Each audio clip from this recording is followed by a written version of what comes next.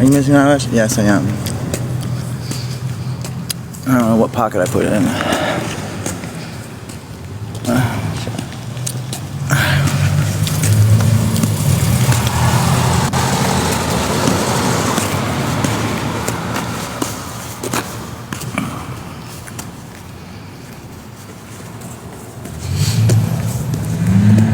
We can put a new one later. Oh, man.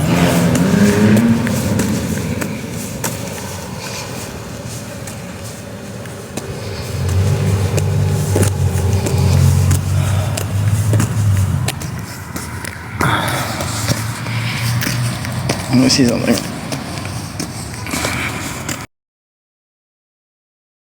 See something.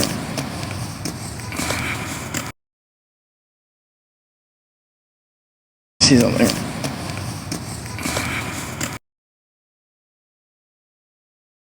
See something. See something. See something. Details about housing. Yeah, there's actually good people in the world. There's the renegade Episcopals. You know, the Episcopals that got... I'm not talking about the ones with Martin Luther that got excommunicated by the Pope. We're talking about the modern day ones that got excommunicated from the Episcopal Church. The Episcopal Church excommunicated any church that allowed women to preach the gospel as a priest, you know, in the capacity of leadership, as well as welcoming queers. So what did this church do? They took the property before it could be taken back by the church and donated it to the queers. And built tiny homes there because there was a couple there that was living in a tent. Rather than kick them off and call the cops, they built them a home. Now that's what Jesus really would have done. And I'm being serious about that. I've never gone against my religion. Yeah.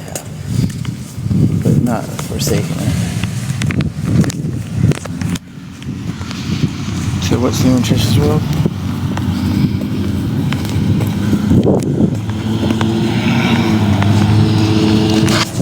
Trish's world? I think we just legalized some stuff. Not sure. I gotta check with Parliament.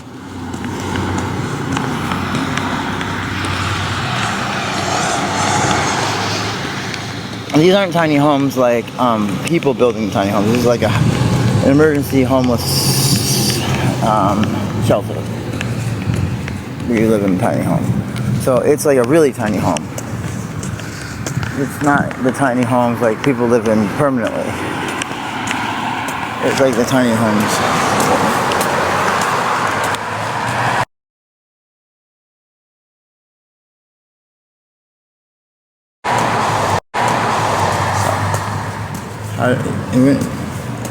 I mean, unless I have to be voted by the community. So the community has to, the community has to okay me. Not Bobby's world. Trish's world. Trish's world goes like la la la, la la la, la la la la, la la la, woo, yay, we have no school today.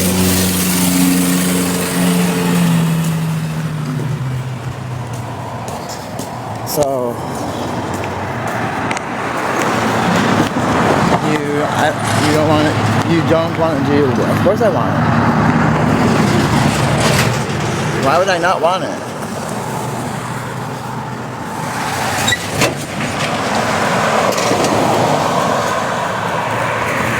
I mean, short term just means it's not supposed to be forever.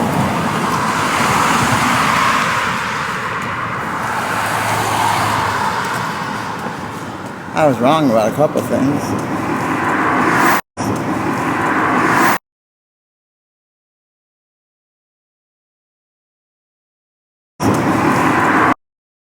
No, it's definitely not.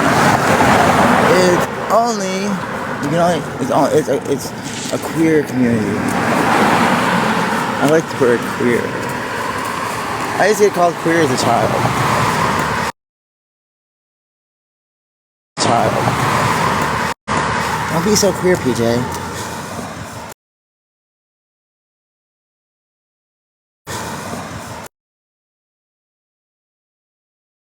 Ito'y divanye. Ito'y divanye. Shut the boom! Shut the ah! Sorry. I like confusing the newly arrived Vietnamese. So I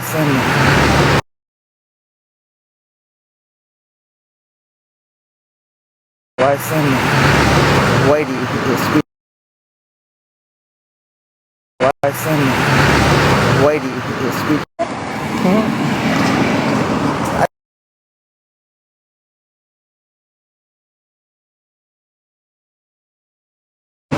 I swear that's what they.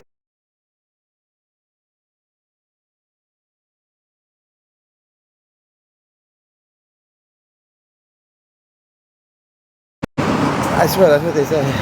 Are they something? Yeah. I swear that's what they say. Are they something? Yeah.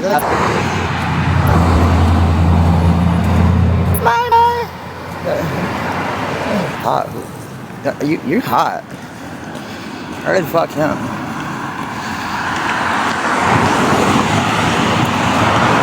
Looks so serious. Looks so like, sexy. Like, I'm so important or something. Well, you are very important.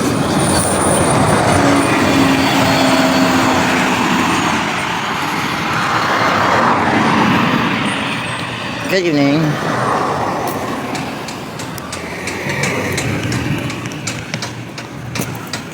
Why is it so hot during the day and so cold at night?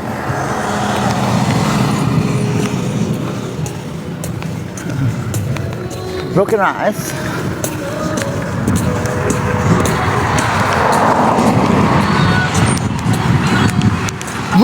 Bun mam chow long.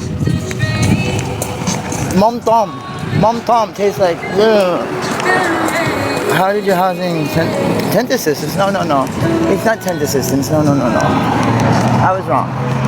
This is public tax dollars giving me a place to use. Please get it right. The tools given to me to have a better life.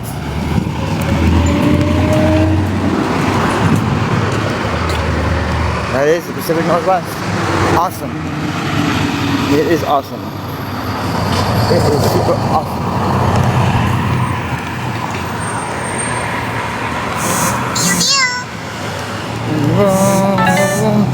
You were the one that said it. Yeah, I said give me a place to use the tools given to me to better myself. Yep, I should. To better myself. Yep, I sure did. Okay. This is somewhere else. It's nowhere near the place I'm used to. It's gonna be a long commute to work.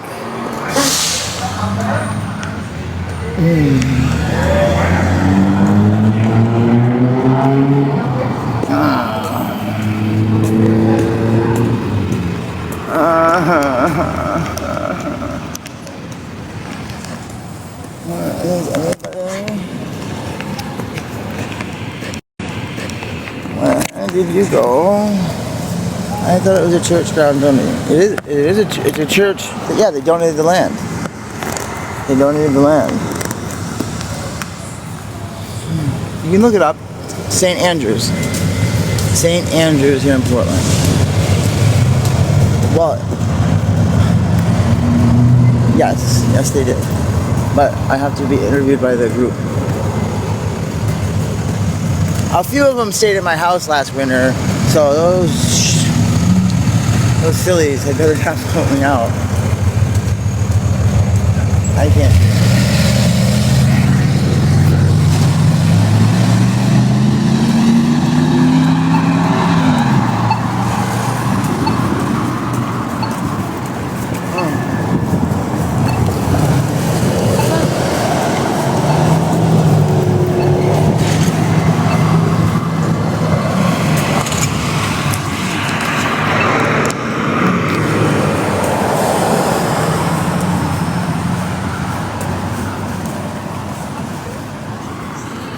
So, yes it is.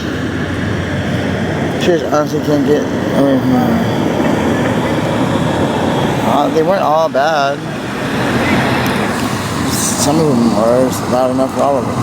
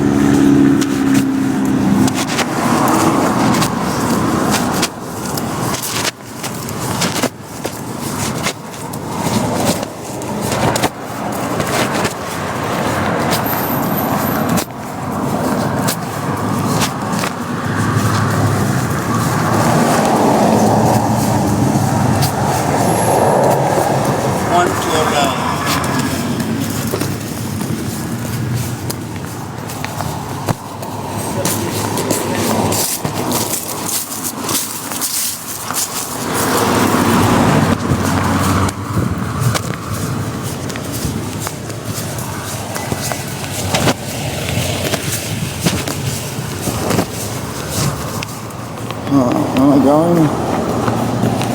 I don't know.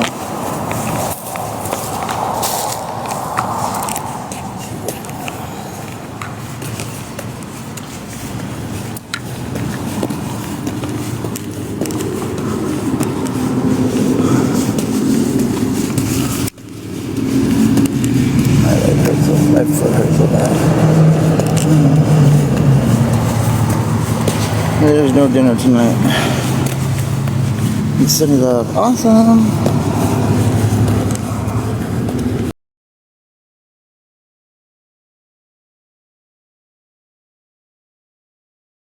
I'm trying so hard not to join the 22. I don't want to join the 22. Sometimes it just feels like that's where I'm going. I don't want to go there.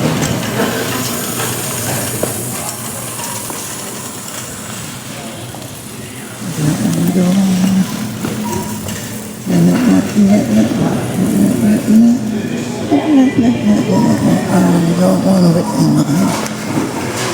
I'm going to be waiting in a line. I don't want to wait in line. You got candy somewhere? Candy makes it better. They have discounted candy? You gotta have some cheap candy somewhere. Oh, you can't see what I'm seeing. Let me let you see. No.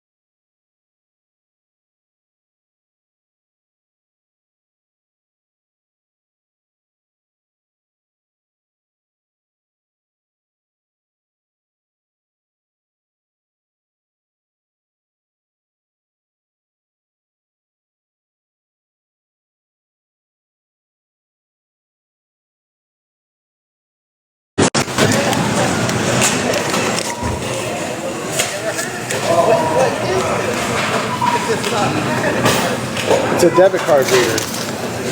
Or EBT. EBT cash, EBT food. $5. Shit. Oh man.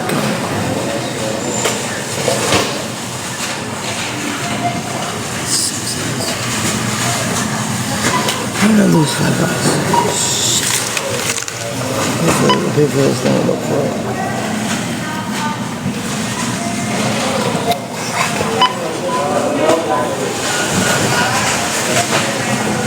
Hey, remove the chip card too soon.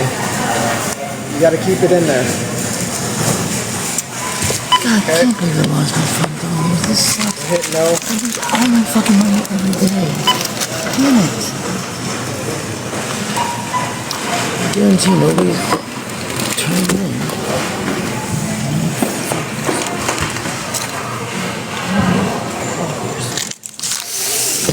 It says invalid PIN number. It says, no, don't take the card out. It's asking for your PIN number again.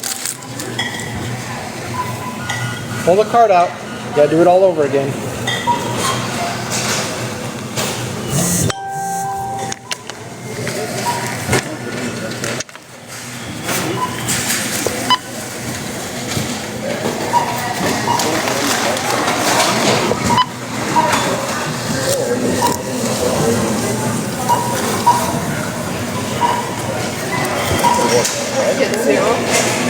Hit enter.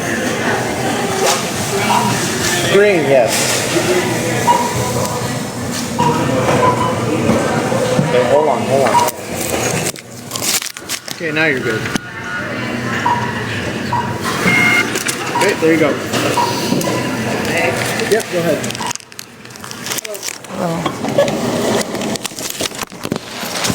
Is this? Yeah, this is not from the dollar store. Can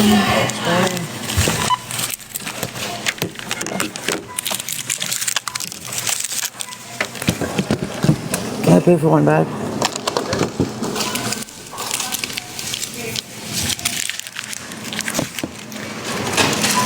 Alright, there's 16 and then 72. There you go. Sorry, another bag? Yep.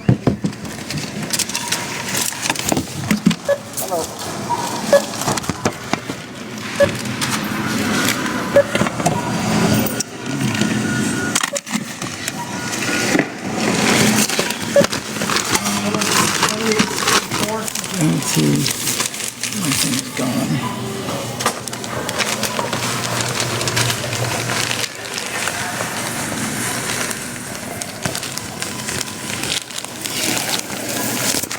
Okay, let's see. My $5 is still anywhere around. I highly doubt it. No, I'm screwed. I don't have $5. Fuck. Why does this shit have to happen all the fucking time? Come on, dude. Did anybody find a $5 bill going down the ice cream aisle? Did you? Did anybody find $5? Did anybody find a $5 bill in the ice cream aisle? Probably not, right? Nobody. Anybody? Anybody find a $5?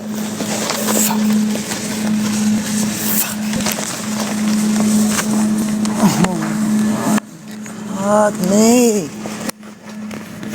Oh.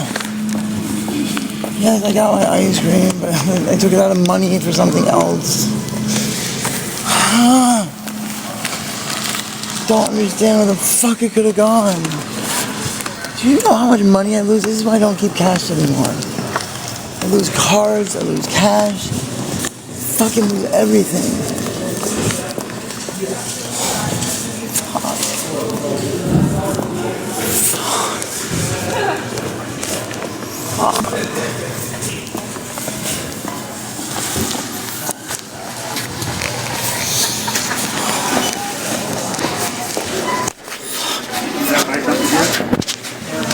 Simone. Come così.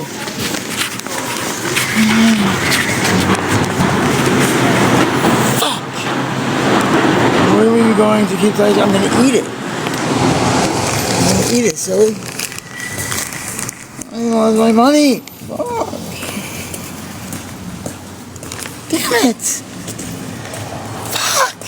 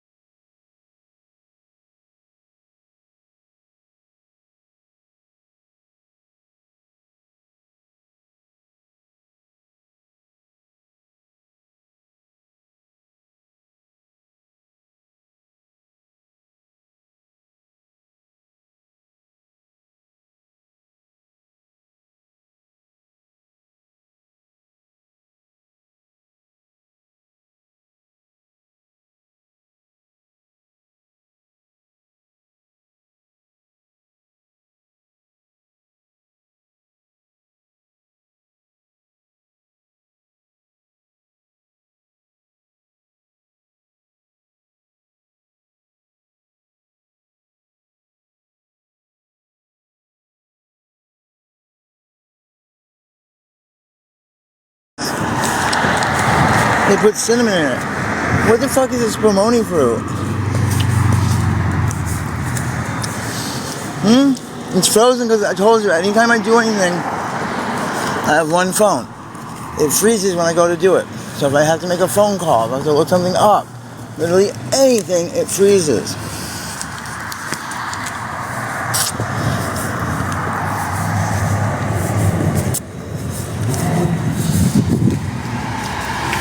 I have to tell someone I can't pay them back now. I can pay them some of it, not all of it. But it's okay. It's okay. They can wait. They'll understand. I bought some ice cream. I'll share ice cream with them. They'll be okay.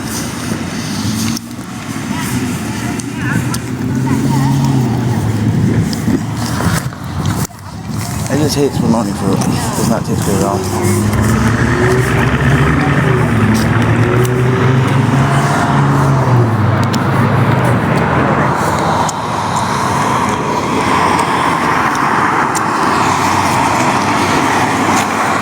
It went well.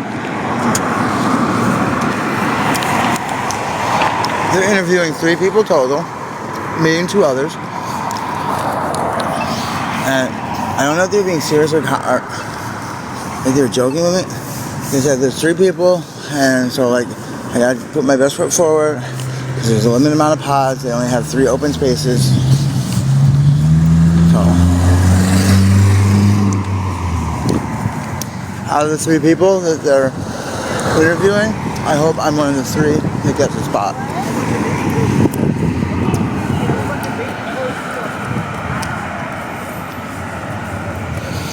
Spumoni. Spumoni. I'm sorry, have you ever had spumoni? You get a motherfucker. How do I get it to flip? I have $1. I'm gonna go through the drive-through and get an ice cream. Watch the thing. I think the ice cream's like $1 or something. It'll be fine. What? Dude, I can't go get an ice cream cone? Fuck, dude. Why do I have to wait for you?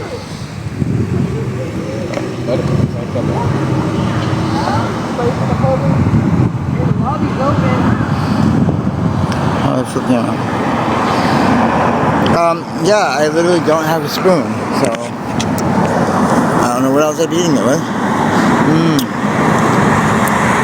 Why would I get a tub of ice cream? Because it's $3. And a small thing of ice cream is $4.59. So, do the math. That's why I got it. Yes. I don't know. That's what I thought. But he said it was neck and neck. Well, let's say I was a really bad dude. And my word on the street, everyone knew I was. Or let's say someone was faking they were queer to get a spot.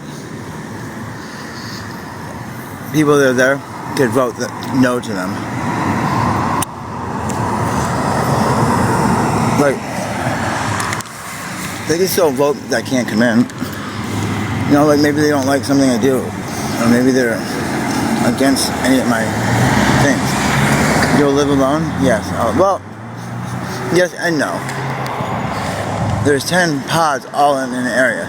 So, it's kind of like having your own room in a giant place, only it's the sky. So I don't really live alone. Anyone a veteran that deployed to Iraq or Afghanistan? Or really deployed anywhere? You know what a chew is? You know how it's just like a wood room?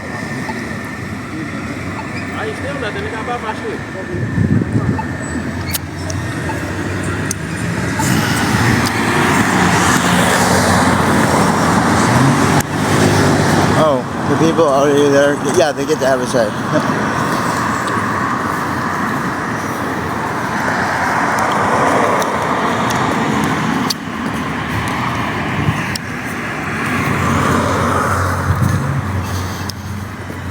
Will you fail a drug test? No. I will pass the test that they give me for drugs. They don't give you spoons for free. They range from 25 cents to 78 cents. They nickel and dime you here. If I find one on the ground, I'll get it. But it's too big. No, you cannot get a free one, Mighty Dolphin. Not here in Portland. Nothing is free. Although the McDonald's here would give me one, I'm nowhere near that McDonald's.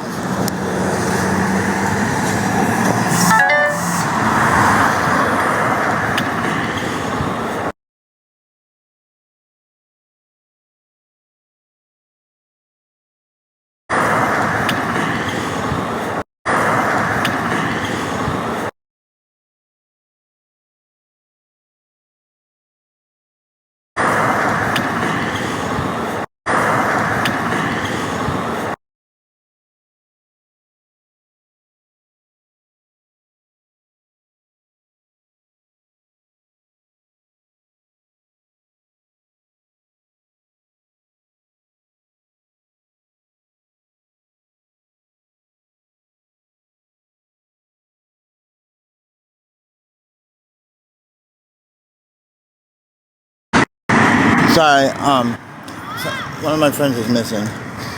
I'm trying to track them down. What did you say? You can't? No, I don't do that. Don't do what? That is true, Miss Liz. It is true. The one near me would absolutely give me a spoon, and I am nowhere near it. Those are both true statements. Why is it that people try and contradict facts that I state? Portland is not pro-homeless.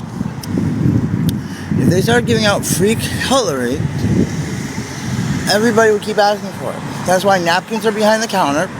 That's why fountain drinks are not out in the open anymore. And bathrooms are all locked. And you have to be a customer to use them.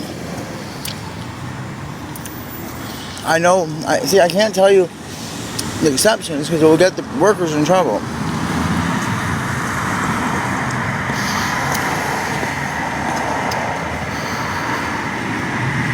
That would still be paying for coffee, wouldn't it? That would still not be free. I could get it with just about anything. The point is, I'm not near McDonald's. I'm not near a coffee place. I'm looking for one on the ground.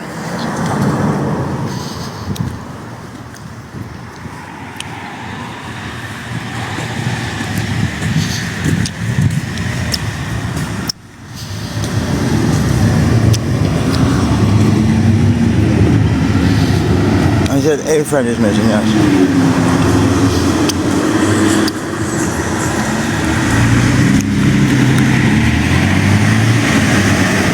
I do not like this fucking spumoni. Blech. Why would they put cinnamon in fucking ice cream?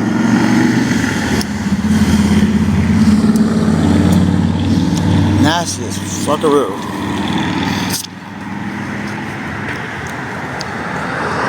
Where's my friend?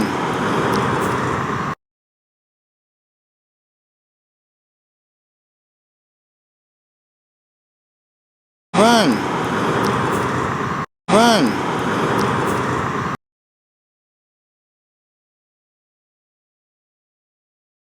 Run! Run!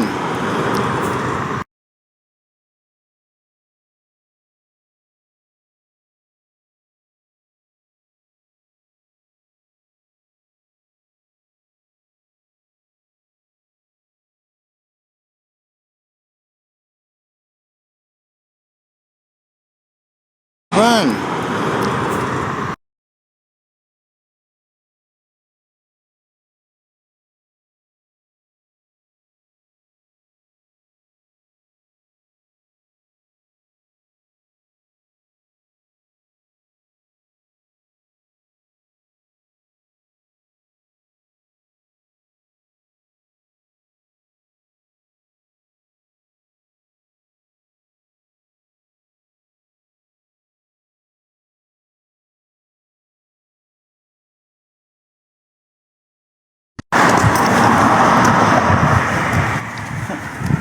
I see everybody with ice creams today. Are they like on sale? $1. Fudge. You're a huge ice cream. Oh, fuck. Yeah. How many am I allowed to get? See, do you have like 25 cents? I've got one and some change.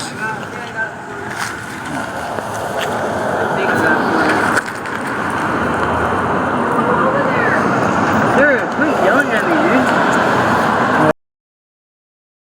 Quit yelling at me, dude.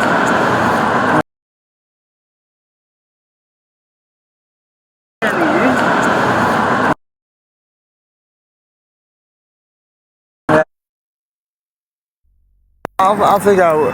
I'll pretend act like I don't have. Okay, let me see. Let me see what I got for change.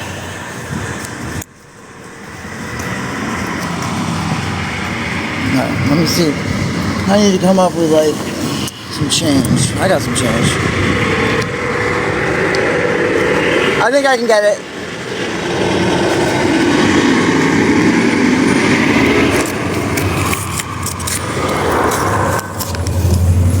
I got some change on my Cash App, or not my Cash App, my PayPal. Not my PayPal, my Venmo. Not my Venmo, my freaking current.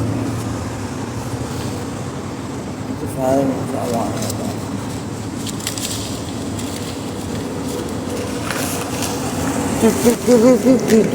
Ice cream people, give me some ice cream.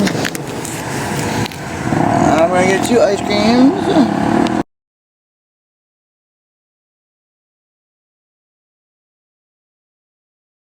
Why is this not working? Why is my phone being such a piece of...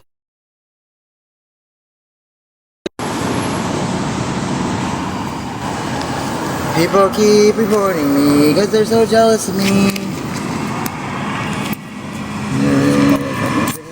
They suck really bad.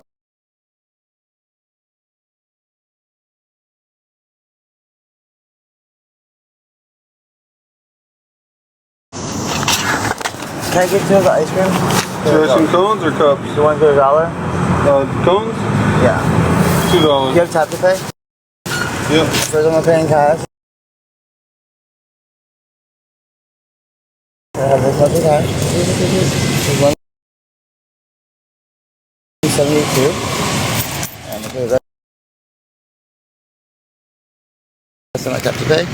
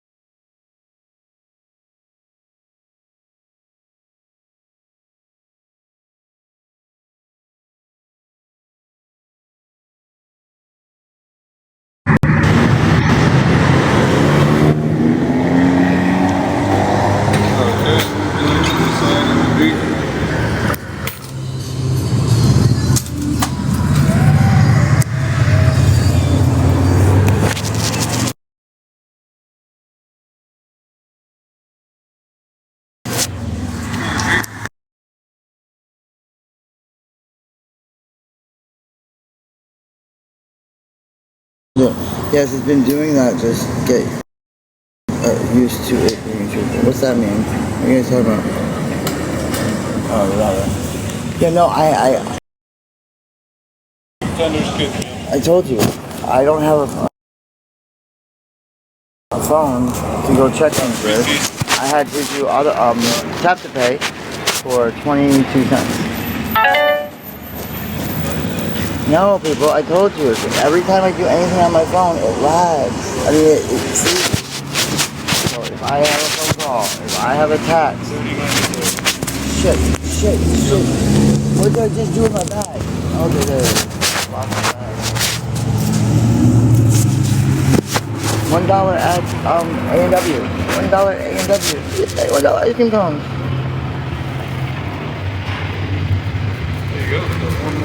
Yay! Look at the size of these motherfuckers. Look at that for $1. Yay! $1 cones. If anybody feels like helping bring some happiness to the world, send me $1, and for every dollar I'll give somebody a nice cone. Thank you. You can't beat ideal people. If you feel like helping people, every $1 you'll bring happiness to a person that otherwise would have maybe a shitty night. Ice cream makes people happy. We wanted ice cream.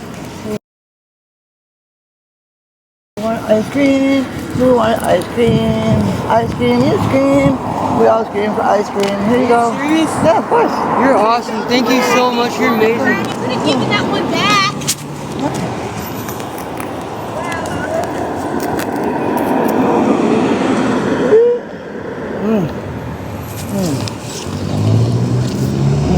Shoot, mine broke.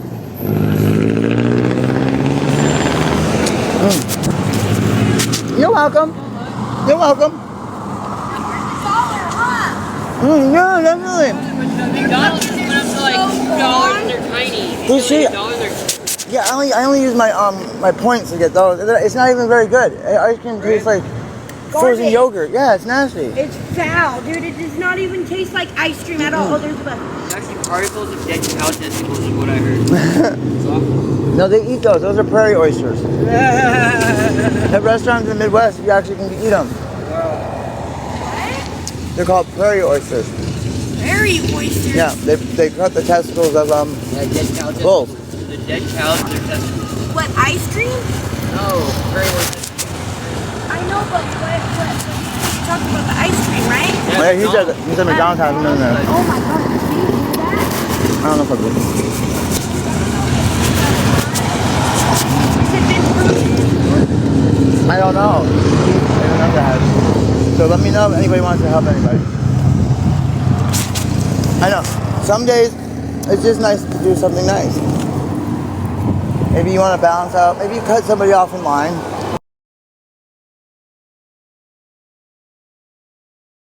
And you want to balance that. You know, I've seen them called prairie oysters before too. I've seen them called a bunch of different things. Or it's that Mandela effect.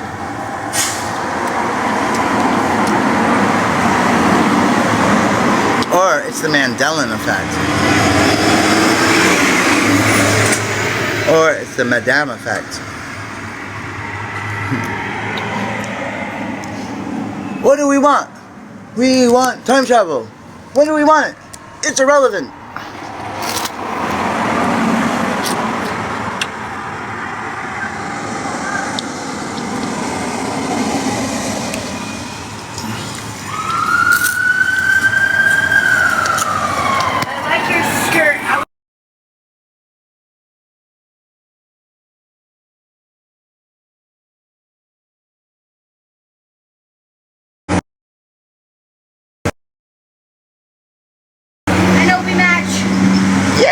Red is the best color in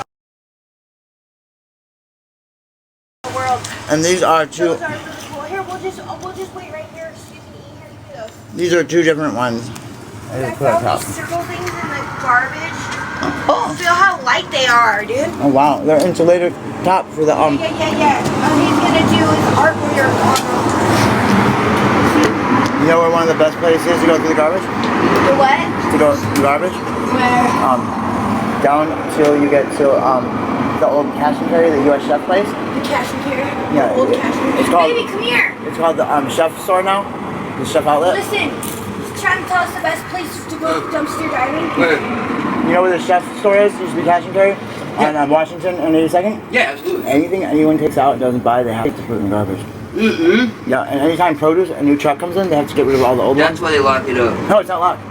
It's not locked. That little like fencing area in the corner, right? The parking lot? Yeah, it's not locked. It's not locked? No. And they don't have any no trespassing stuff. No, it's easy to go in. And it doesn't say no trespassing. They have a torch kits and all kinds of shit in there. You can do bad shit in there. Just clean it up afterwards. That's what I do. and I go in the morning when they throw stuff out, and in the evening, I've gotten ribeye, $500 worth of meat. Wow. Oh, dude, let's do that and we can barbecue. I'm very good at Good money, too. open flame. We can sell those steak. Oh, I know. You know what? The best place is right by my sister on Division. That dude, that right next to where you got that back the other day, who has that dude. He's a really good cook. The other day he just threw in a bunch of shit. Dude, it looked really nasty, you know what I mean? But it literally tasted like homemade bean dip. Whatever he made, it was just so it was really good. But it looked nasty, you know? Jailhouse fucking spread, dude. I can make jailhouse food turn into a pad thai. But these are gonna be really cool to do artwork on, babe. I got an idea already what I'm doing. I got an idea what I'm doing. Here, hold on. What's the question? Oh, I'm talking to someone. She said, people that are jealous of me say all the time, no, I don't change my story. One, tell me what story I've changed. And remember, sometimes stories change because information changes. If you ask me where I'm living, that will change. If you ask me what's going on, things will change. If you ask me where things are, things change. You have to understand that nowhere has it changed and is in line. It's changed because we've moved forward in time. Oh, you don't happen to have a red pen on you, do you? No. No, I do. I do somewhere. You ever fly a sign? Mm-hmm. So if you write your writing in red, you have more of a chance of getting money than if you write it in any other color. It's because it does something to our brains, just like green and blue make you hungry. Yeah, red invokes emotion. And, buy, sell, want, and treat. Fucking give, fucking whatever. Yeah. It's fucking. It was stingy. My car got firebombed, and all my belongings got burned. I had no shoes, and I'm a veteran, and I asked, can I have help with my shoes? And I got nothing. But the day I was doing okay, I got $30. Here, wait, baby, come here. Can you plug this phone into? Look, and then I also got my babe. Come here. No, listen, you're not telling the whole story. I started saying that, and I said, no, I mean, and I said, no, I mean. My brain was not recollecting things. So, at the very end, I said, chime, didn't I? Go back and watch it. I said, I mean Cash App. I mean that. It was 5 I said beforehand. No, I don't have Cash App. Well, I have one I can use. It's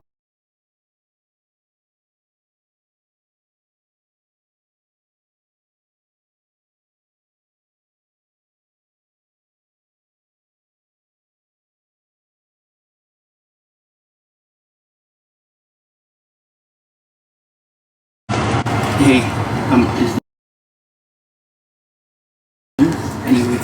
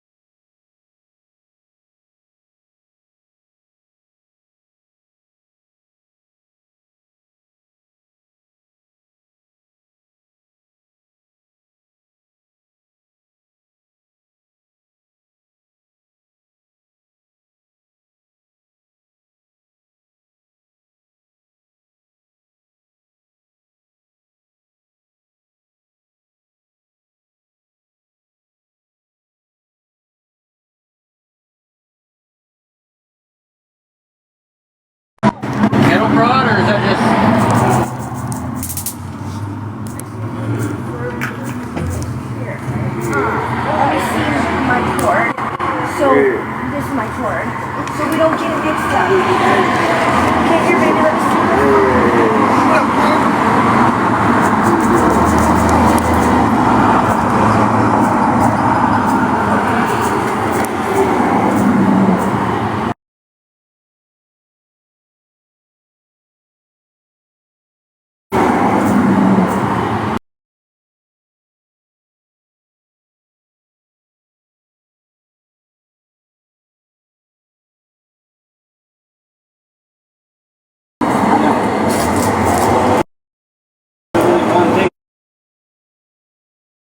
Okay, so if you have a,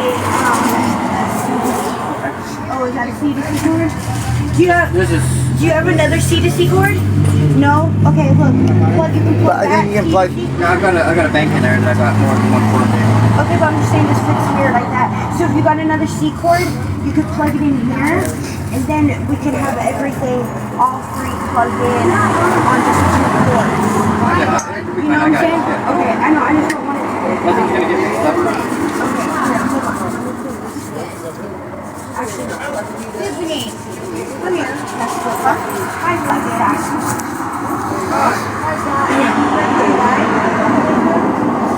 Yeah, there's my cash app. Wait, I got. No, I don't battle. I've discussed why I don't. Okay. Okay. Thank you. I feel. Hey, Max. Oh, there. You guys have it?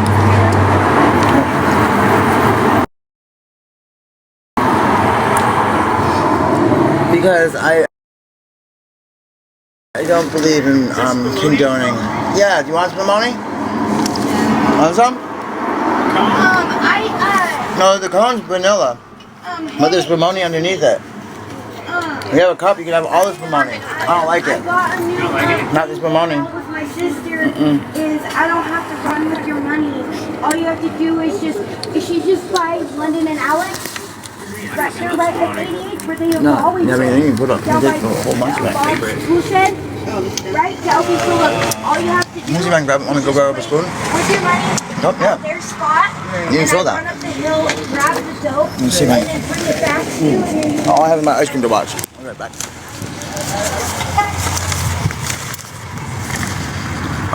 Share our videos. Okie dokie. I do watch them. I'll leave some more comments.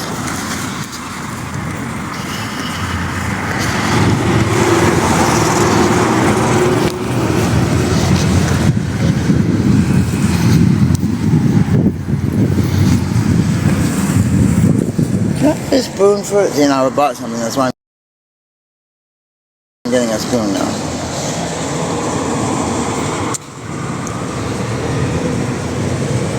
Oh, there, can I get a spoon, all right? I reckon I need a spoon, say. Because I'll drop mine. I'll drop mine. Oh, stop fiddling with that and get me a spoon. Oh, you're just playing with the soda fountain. See? I'm just fooling around with it.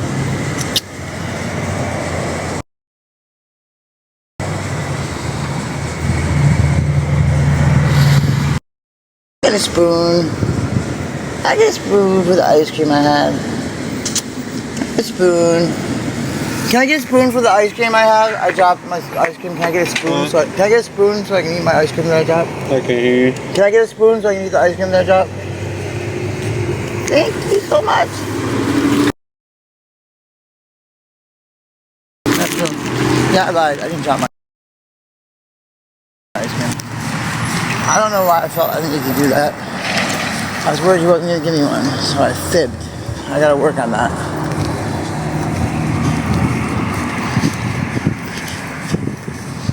If I had gotten two, then I would have a spoon, but I didn't.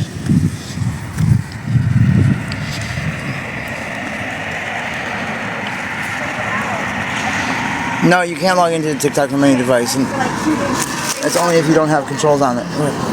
Grab it as much as you want. If other stuff gets on it, okay. If you get some of the chocolate, some of the pistachio, that's cool. Well, I mean, how do you want me to do it? Just however you do it will be cool. I'm not too worried about it. If some of the vanilla goes, that's okay. I'm not worried about vanilla. I'm not for some money. Heck, grab it all. I know that. So, Digital, what you're telling me is you can log in to an account that is protected and will only unlock to a certain phone. You're telling me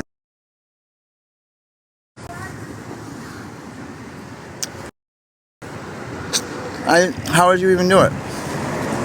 It only opens by my Apple ID. And I'm on an Android. People,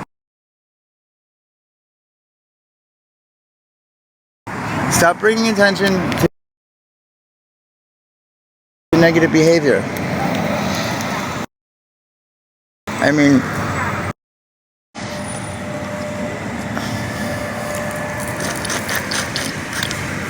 so you can log into your account. You can only log into it with your Apple ID off of an Android. I'm gonna try that. How do I do it? How do I log into an account attached to an Apple ID on an Android? Oh, criminal act rebroadcast of a copyrighted live. It says right in the user agreement that it's punishable with up to a year in jail or a $250,000 fine, or both.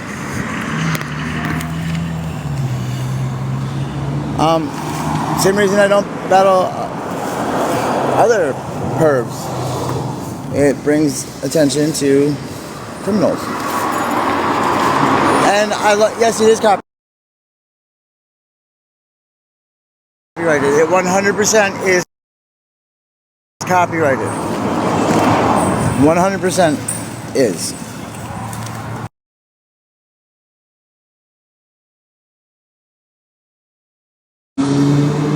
But I don't have an iPhone, so it's not gonna open.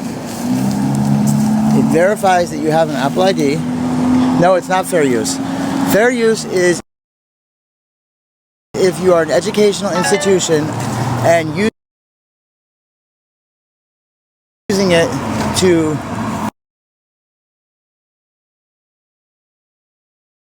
as an example in a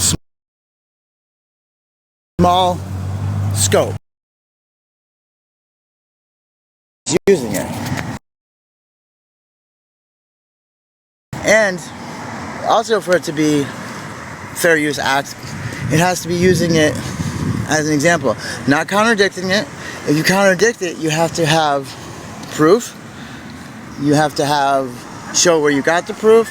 You have to cite every bit of the way, or it's libel.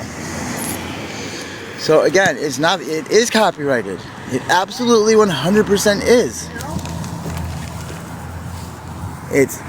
I don't even hold the copyright. TikTok does. TikTok holds the copyright to all broadcasts. It cannot be rebroadcast. Because I accept money from TikTok and they make money off of it, they are owners of the broadcast. And it does not fall under the scope of fair use. Look again to see how short it has to be. That's how people get sued. Like, remember, people ended up using like more than 15 seconds of something. A full rebroadcast is not a fair use. Think of any institution where you could ever use the full amount of their content. That's like saying on pay-per-view, when they were doing wrestling, that I was going to have a class on professional wrestling and show that pay-per-view.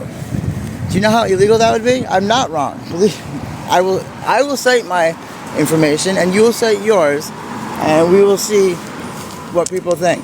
Can you please give me examples? I'll give you examples of people that have been brought before court and slapped with fines over it.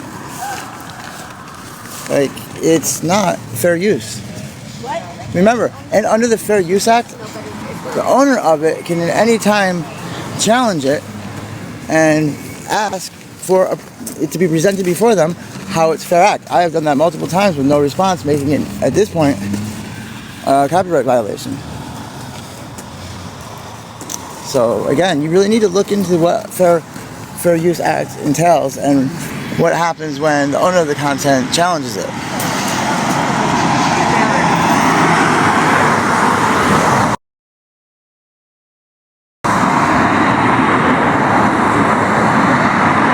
What's PPU? I don't know what PPU is. They're looking for stealing the belts? I don't even know what that means. Stealing the belts. What does that mean?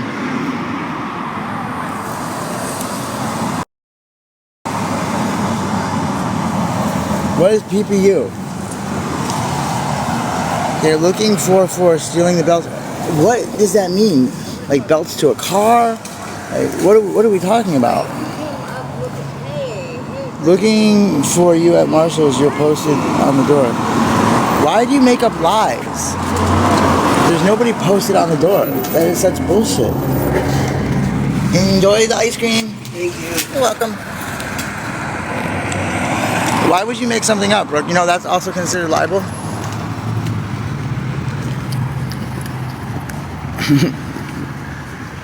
Does it make people feel good to lie about somebody?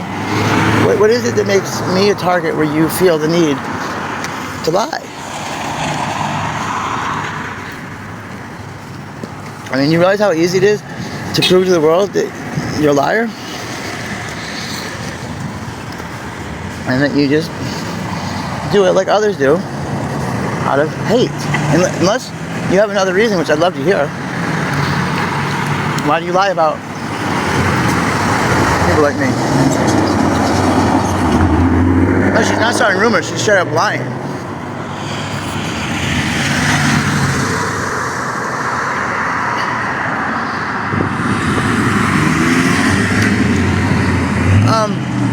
How did I steal a belt? I'm wearing the same two belts you can clearly see in videos for like the past 2 weeks. How am I eating ice cream from a stranger? I gave ice cream to a stranger. Do you see how people change things? I'm a narcissistic liar. That's nice. FBI's not going to do shit. You don't get to say I'm a character and not a real trans person, and then at the same time say anything I say is real.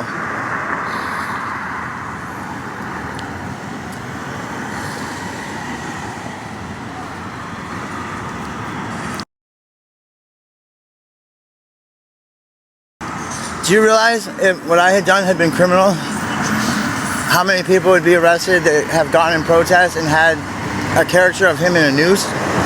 No. Sorry.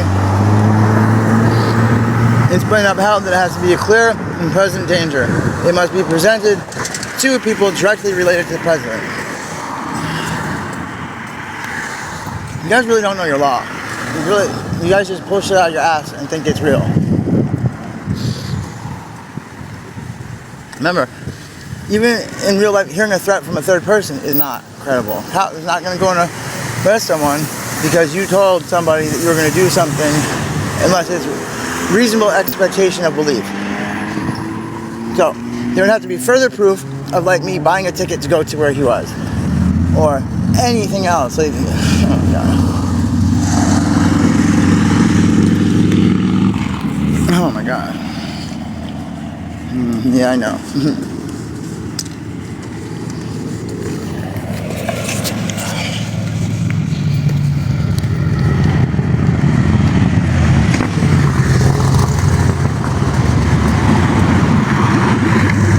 So, why does this person feel the need to lie about me and say belt? I stole a belt. Under my pictures posted on a Marshall's.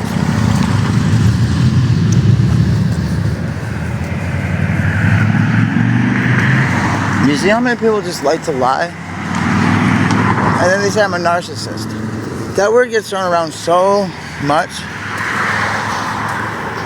that it has no meaning anymore. Sure, I have narcissistic tendencies. I do.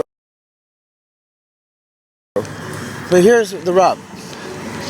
A doctor would have narcissistic tendencies. You know, under the category of things, all presidents would say things that are narcissistic. Because if you believe certain things, that's on the checklist of narcissistic. But sometimes they're also true. Like, if the president had these beliefs that he's a really important person, that's a narcissistic tendency, but in fact it's also true. He is. Under the list for narcissistic tendencies, it doesn't say think you're important but you're really not. It just says think that you have great self-worth.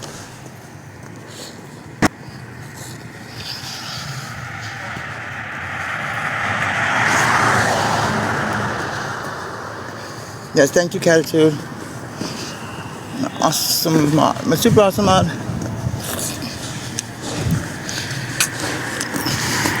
Remember, things have gotten so bad with these people harassing me offline. I can't even tell you about all the things I do. Like, I've been working on getting this housing for a while, but I didn't want to sabotage it by giving any information about where it was. Until it was pretty much a sure thing. I mean, how embarrassing would it be to fail the drug test? How embarrassing would it be? Like, who knows all these other reasons?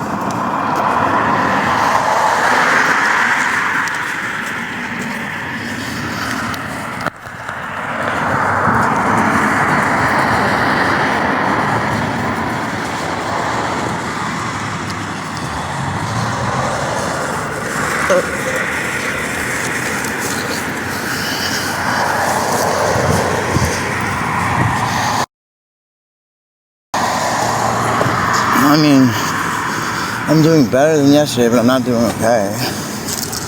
Yes, I'm doing okay. It's not raining. It's not snowing. There's no bombs falling.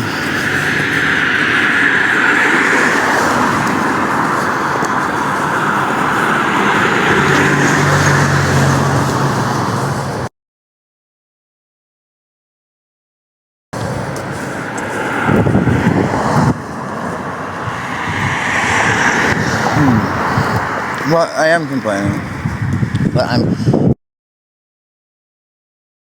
noticing I am. I'm acknowledging I am, and I'm trying to then. If I wasn't complaining, that would mean I'm just taking it. I'm just taking things that are wrong, that should not be happening, and being complacent with it. And that's just not me.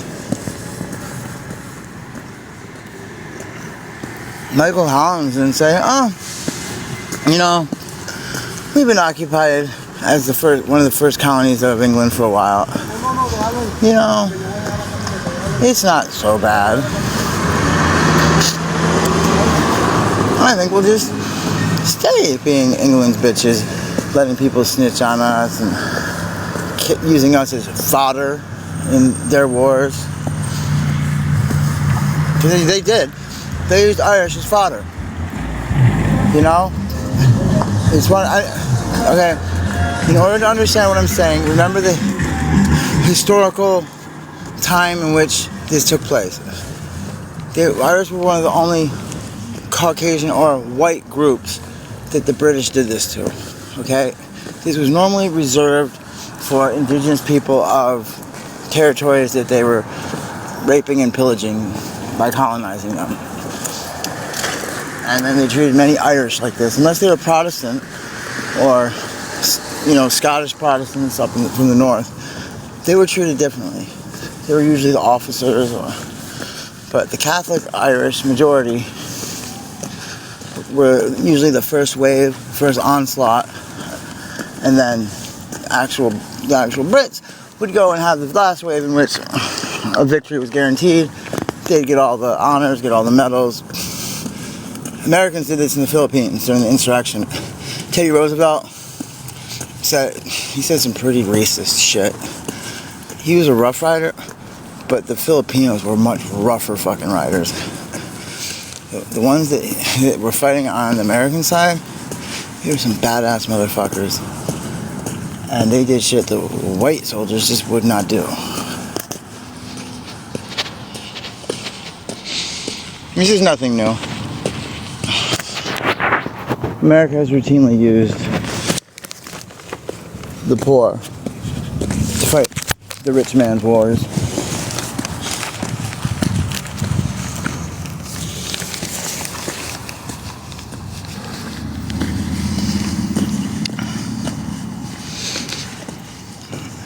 I don't know. We were talking about.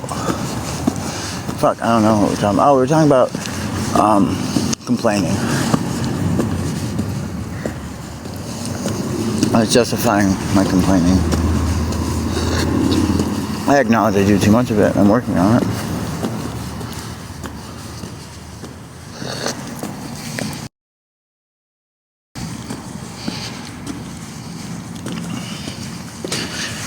Stitches got a lot more than stitches in Ireland. Okay. So, let's see this. Let's see this so-called, there's Marshalls, right? Let's see this so-called picture of me in the window. No picture of me in the window. No picture of me in the window. No picture of anybody in the window. I think we've got some major liars that like to make shit up. Why they like to do this, I have no idea.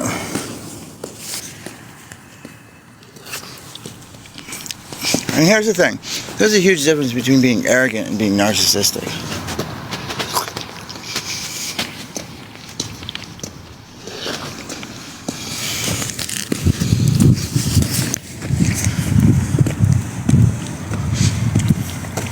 I mean, people like to make the claim that I act like I'm so much smarter than I am.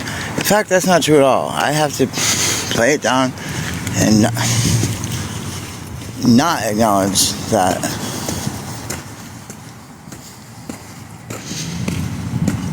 And picture this, picture you're a 5th grader. And sure, you're smarter, but you just say, yeah, I'm smart as a high schooler, but I'm in the 5th grade. People are going to be like, that, he's so arrogant, he's so narcissistic, and he's so smart. When in fact, they're someone in university. Yeah. Here's the thing. Try and name anyone that has a huge gap in intelligence from you. And are they very personable? Do you get along with them? It's possible. My grandfather was someone that was able to do it. There is something behind ignorance is bliss. I get very jaded when I realize that I'm understanding something and its implications and realizing that I'm not smart enough to understand the whole picture, and it's probably far worse than what I can comprehend. And it just blows my mind, and I get jaded. And many times, I am the smartest person in the room. Maybe I'm just going to rooms full of stupid people. That is not the case when I go to AA groups. That is not the case when I had Harvard John. It's not the case when I was in the psych ward. Halal was much smarter than I was. That's something narcissists have a real hard time doing. Naming people that are smart. And they usually just say, oh, they're a little bit smart. They don't go around acknowledging people that are way smarter than them. I had to take a whole 3 sessions with Harvard John about why I wasn't a narcissist. Because I was convinced I was one. I kept asking him how I can change. He laughed at me at first, but then he saw I was being serious, and it really was bothering me. And since it affected my way of life, he had to address it, and he did.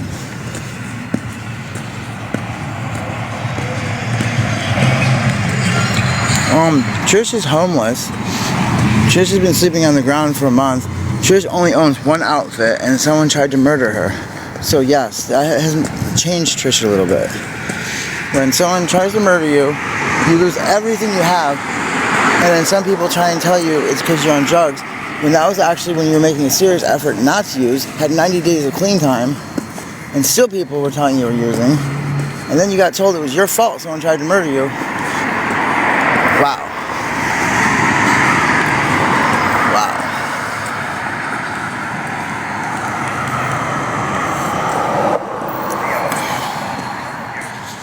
Shelters are full of very undesirables. People with extensive, nasty criminal records like pedophilia, rape, they can't get housing, so they end up in shelters.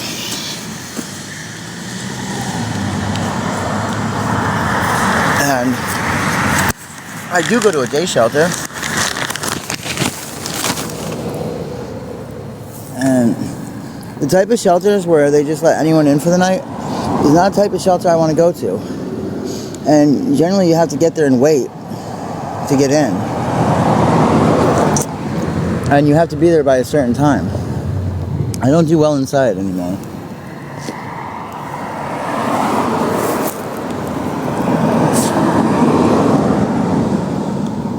I have a lot of trauma that never got addressed.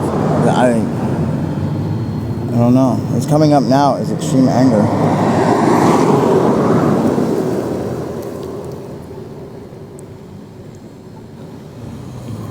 In the summer, they're air conditioned. In the winter, they're heated. You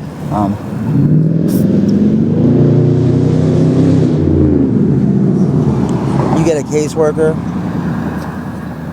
That's how I got housing. They usually have a meal. They usually have like some days shower, some day laundry.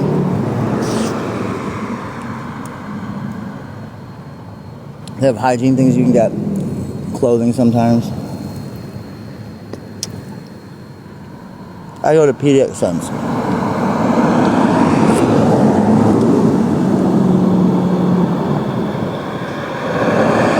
No, a shelter would be far worse, because then I'd be in a locked area with potentially one of those people. No, that would not be better. Or I feel very uncomfortable when I'm not in makeup and like when it's all women. That's where I would wear not a hijab, I forget what's the word, the Saudi one. It's not a hijab, but it's a, what's the word?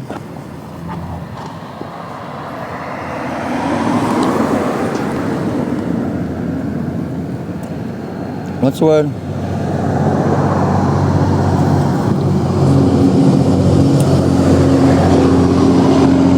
No, not burqa. What's the other word? Burqa's, I think Persian. This would be Saudi.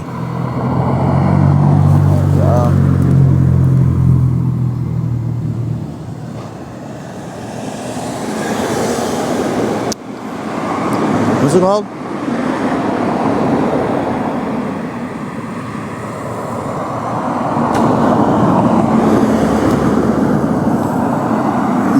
It's not a burqa, no.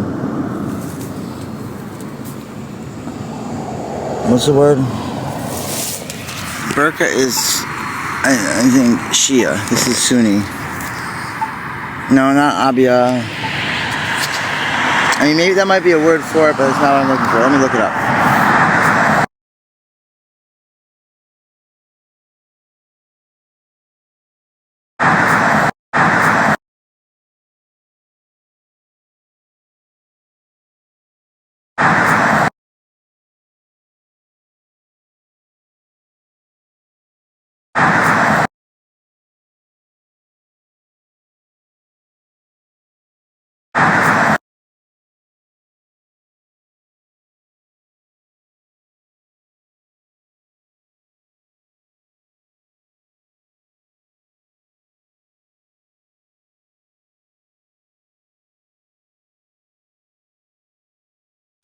Niqab. I think that might be an abia, just, I can't pronounce it, sorry if I mispronounce it. Niqab. That's the word I always heard for it. Niqab. N-I-Q-A-B.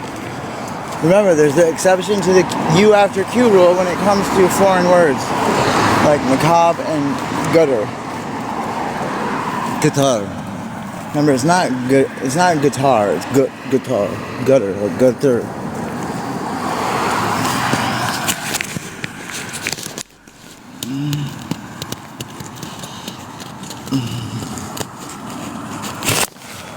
I go to PDX Saints. You see me there. Oh, they have Wi-Fi. They can charge your phone. But see, all these places you're never gonna see me because I respect the privacy of those people there, and so I don't video inside them unless, like, I ask first, and it's just to like kind of show what it looks like. I'll video outside, but not inside. People have a right to respect privacy, you know? Just like, you're not gonna catch me videoing if I get into these tiny homes, because they really like their privacy. And so, I'll video inside my chew. And that's probably the only place. So, maybe do my makeup. Maybe if I ask everyone there, because there are only 10 people in total, about cooking, maybe, but if anyone, if even just one person has an issue with it, I'm not going to do it. I'm not even going to challenge them, like ask like higher up, I'm just not going to do it. Because here, it's at the place, everyone's on Alphabet Mafia. At the place they sent me to, the unsober house, it was a bunch of horny old men. They all wanted to fuck me when they got drunk. That's why they sent Dobby over originally, to like put a stop, because they knew I would fawn. Do people know the difference between fawning and freezing? Freezing, I'd rather it be freezing than fawning. Fawning kind of says pretty horrible things.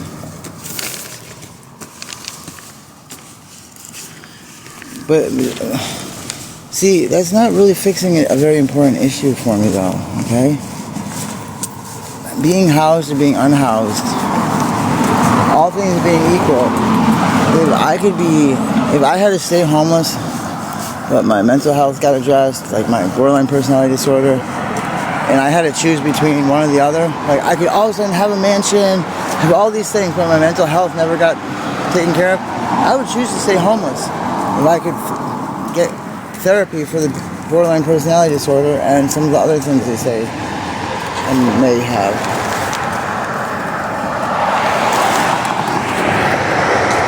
I appreciate the offer, but I don't think you understand what a massive commitment that is.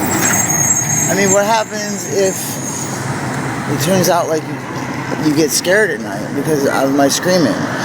Like, that can be pretty intense and worrisome to people that don't understand what's going on.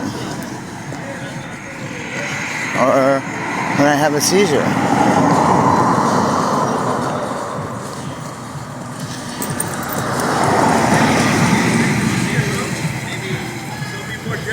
Right now it's pretty warm. It's like 70 something degrees, 75, 78, I don't know. I don't know, it's warm. Shit, I hope nobody stole my stuff. I left it out again.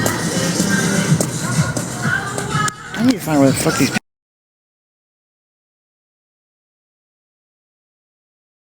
I need to find where the fuck these people.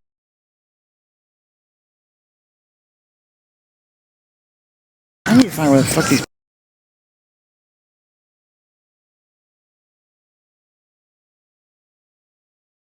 I need to find where the fuck these.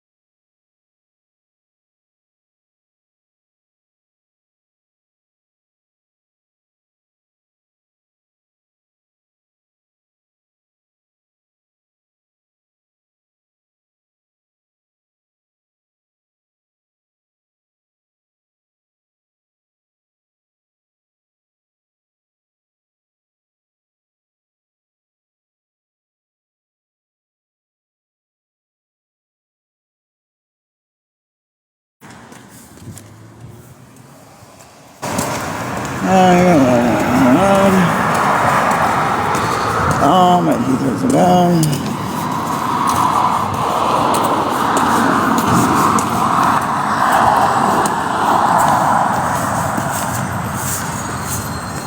Here's my cash app.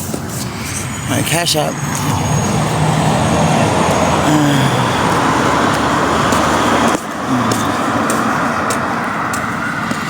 No, remember every time I check to see what's going on, it pauses. Oh my gosh, my teeth hurt so freaking bad.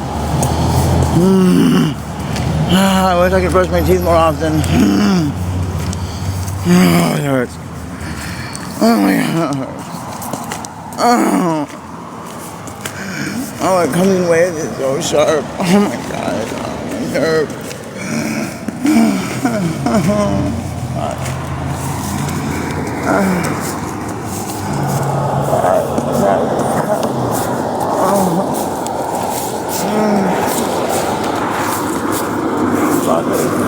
Fuck, it hurts. It hurts so fucking bad. Oh my god, Lord. I look like I'm in the movie with the blue people.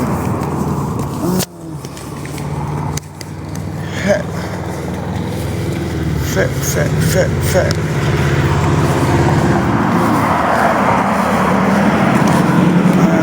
Here we go. Get ready to hold. Don't you know?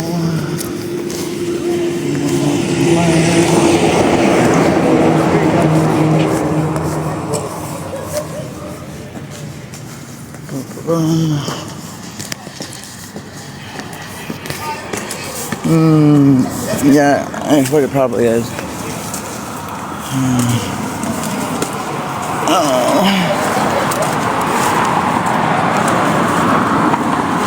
Thank you for everyone clicking likes. Thank you for liking it. Thank you for clicking.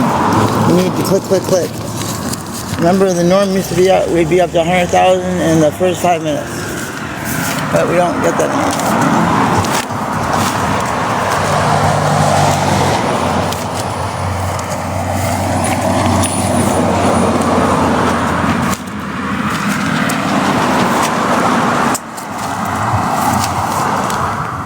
I'm still curious as to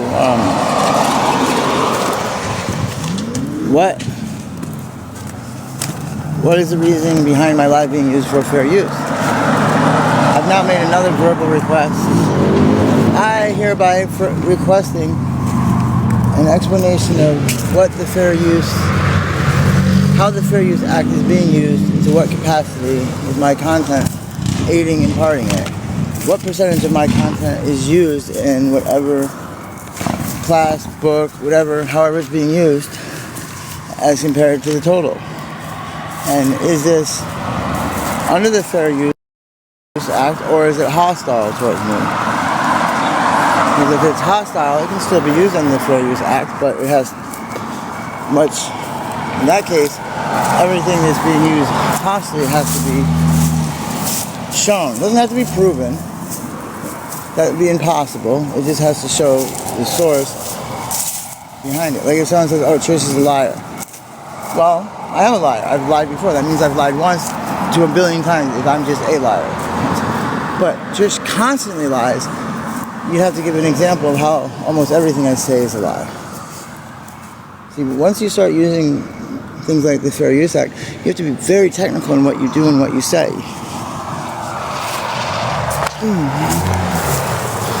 I don't know if anyone's ever taken any pre-law or done anything having to do with legality. It's insane how much you have to put in there. That's why they say the devil's in the details.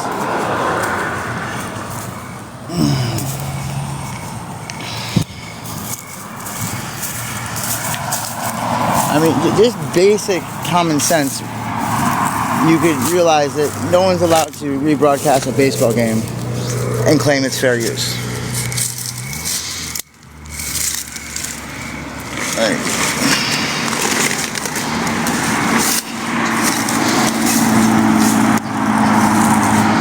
And if you look at when people do use like clips from movies, do you see how little of the movie they use?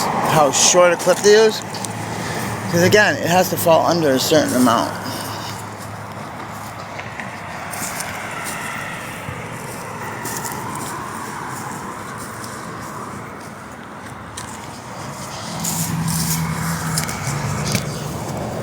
Hey, I haven't even said anything about cease and desist. Not opposed to it in theory. I would just like an actual explanation.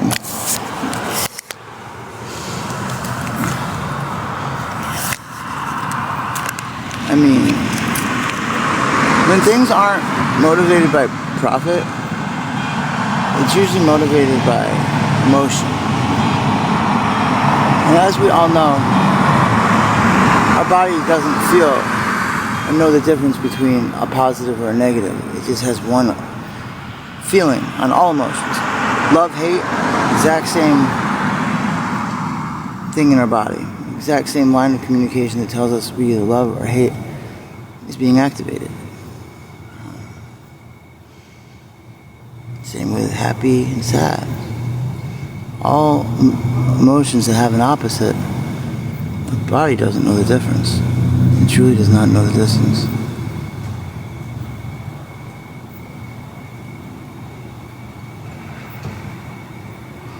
Yeah, it probably was called ice cream on a cavity.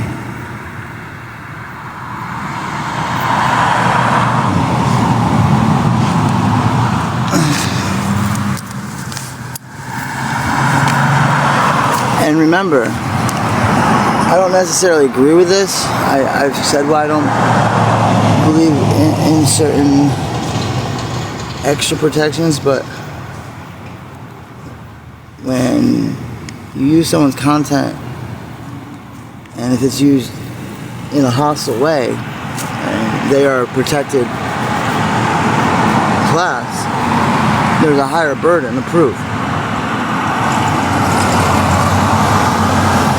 They have to show why I am unique to the situation, why there isn't, I'm the only one being used, why there's no one else who could adequately be used. I mean, there's no one else that's doing anything like me.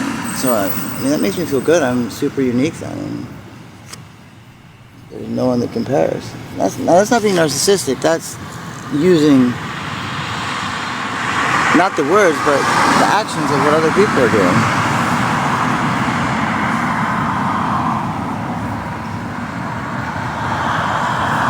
Because if what I was doing was so common, you'd have to ask, well, why is it just me that we're using as an example?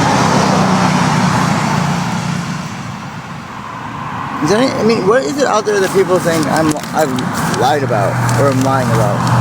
See, here is a trait. This is a trait of RH negative. The truth is extremely important to us. And being called a liar when we aren't lying, it almost is like our world halts. It's like nails on a chalkboard. So anyone else that's RH negative that knows what I'm talking about, one of the gifts that we've been given is we can tell when people are bullshitting. We hold truth in very high regard.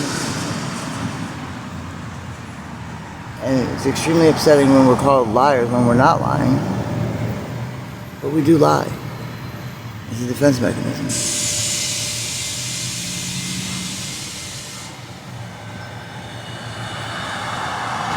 Jenny, what part makes no sense to you? Can you please explain what part? I don't know what part made no sense.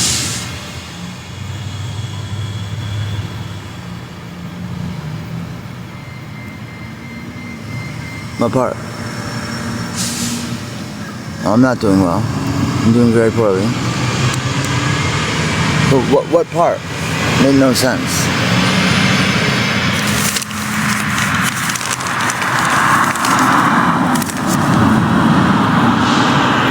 If you're writing something, it's not coming through. The last thing I see is that you're... Yes? Hey, Lennon. Yeah. Let me see if there's just...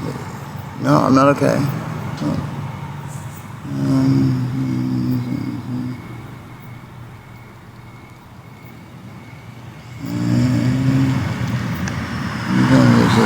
No, we can't have... Who is doing this? This is just too much. Who is getting on here and doing this? This is insane.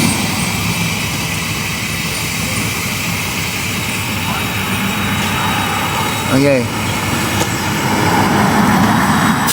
I don't know who's doing it. I think it's someone that's hacked in here. We can't block words like this. If you block the word this, realize it blocks the whole comment. And anytime someone writes this, the whole comment gets blocked. So that's probably why the majority of things like, yes, you got filter, try it again. No, I don't have a tent. I sleep on the ground. I sleep on the absolute ground. Write it again, Jeannie. What happened for what? Well, recently someone tried to kill me by blowing up my van. Well, one is not fur, and two, it was given to me by the shelter. One of the ladies there felt really bad about what happened, and nobody else wanted it. Remember, I'm one of the only women there that wears like that would wear that kind of coat. Okay, here's where it comes in. You can't use something of a protected class in a highly hostile way without showing proof. Otherwise, people could take anything from a group and use it detrimental towards them. Like, they would have to show that it's not because I'm trans. They would have to have a very clear showing that it has nothing to do with that. Or it does, but they have a good explanation for why.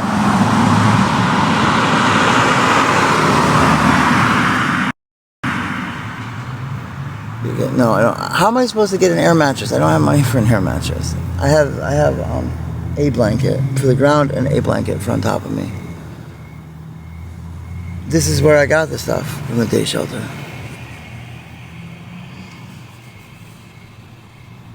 Like if someone was making the claim that I'm not trans, that would be a highly inflammatory statement. Because by definition, you're trans if you say you are. Someone's rebroadcasting my live. Which, if it truly is, being the Fair Use Act, which means it's using to help educate people, that's fine. But if it's being used in a hostile way, then no, because I don't want other people also to be victimized or hurt or bullied and I'm not saying that's what they're doing, I'm just saying I wouldn't want that. Well, I said I feel there's a better word than trans woman.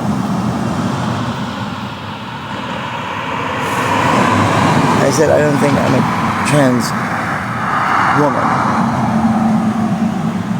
I have the gender identity of woman. And listen, me, who you're talking to right now, has never said that. Yes, I get it's come out of my mouth, but that I have not said that. Me, this person.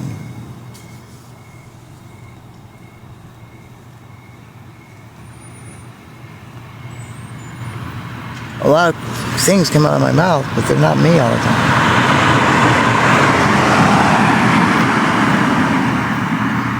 I would go, this is how I explain it. There's a lot of words that have been destroyed by colonization and in combination with the church. This idea of one marriage till you die between the old definition of man and old definition of woman is not as common as people want to believe it is. The rules that we associate in modern society around it's a very Eurocentric belief.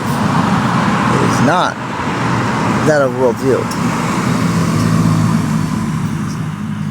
Does anybody, I am not, I don't want to, I shouldn't even bring this up.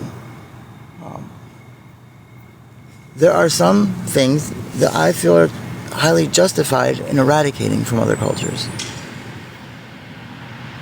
But I acknowledge by saying that There's a very slippery slope. And who gets to make that decision? Who gets to decide what is okay and what's not?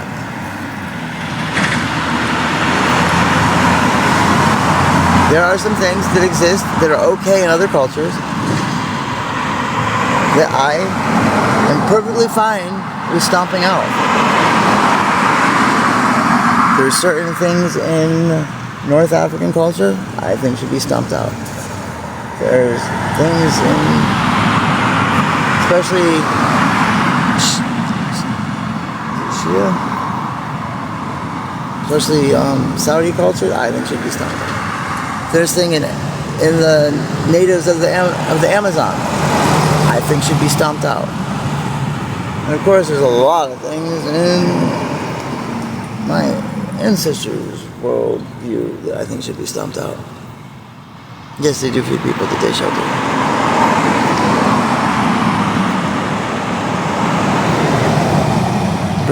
Here is one thing.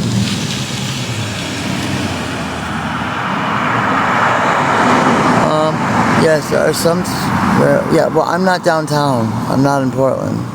So, I don't know how that helps me.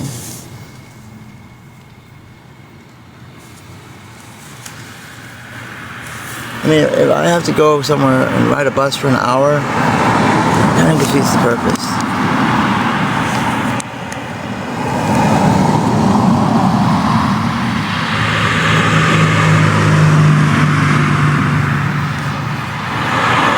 What's TMNT?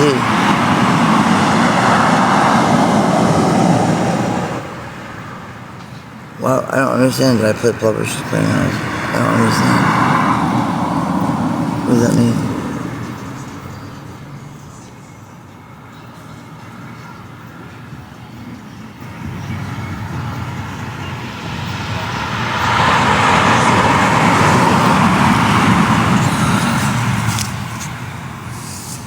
It's free content. I know what it is, but I don't understand what it did you play. I don't have an address for them to mail me anything. Sorry, I had to check on people.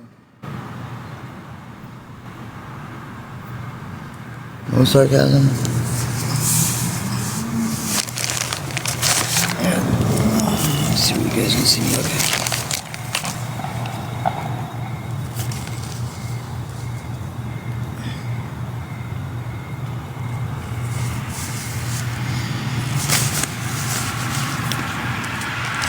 I'm doing good.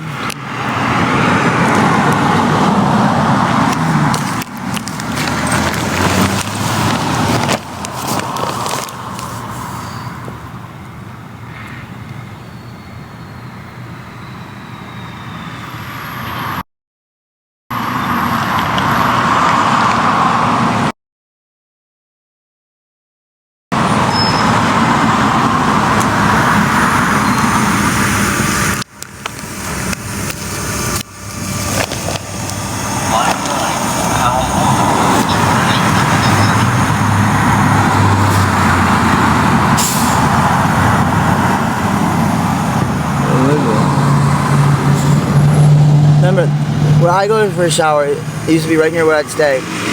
And also, it was every Tuesdays.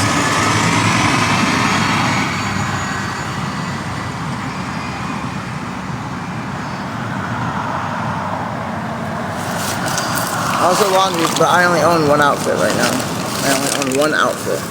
I don't have anything else to wear but what I'm wearing. Do you know how much that hurts? You know how much it hurts that I lost so much? And you could put up. And that just for what? You were 90s man. What made you start again? A lot made me start again. Pain. The fact that it wasn't serving me in any way, shape, or form. It was not helping. Sometimes I just really need it. And everyone was accusing me of using it. There's a part of me that was like, you know, they can't deny me rehab. if I keep coming in here high, I keep coming in with bad talk streams.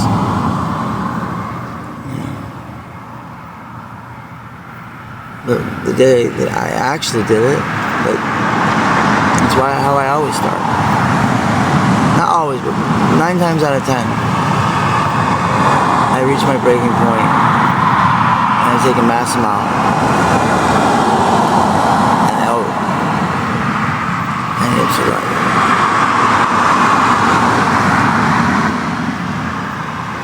I thought this time, because I was not on Suboxone, that Sublocade wasn't in my system anymore, that it would work. But it didn't. I was using help. Oh my goodness. It makes life tolerable. It gives me respite. It gives me a break from my mind, from the constant gelling, trying to make me rehash and relive things. The emotion, overwhelming emotion that I can't turn off.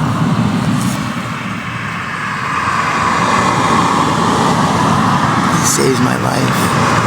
It literally saves my life. I just told you.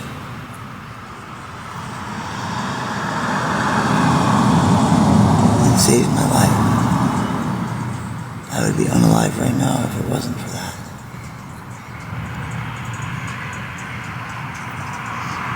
Now, at the moment, I'm not.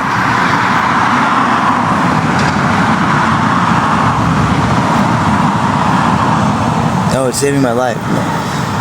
Dara, there was points where, had I not done that, it was a trigger or a needle. I chose the needle over the trigger in the past. Nowadays, since I don't use the needle, I use the booth. I tried parachuting. Like I said, actual medication I have may be legitimate. How I use it isn't. I've always acknowledged that. They don't believe that's a good idea for me. I've tried pretty much the majority of them. The one that worked, bupropion, they refused to give me again because of my seizures. Magnolia, if you had 2 choices, a fully loaded weapon or Russian roulette, and you had to pull the trigger, which would you pick?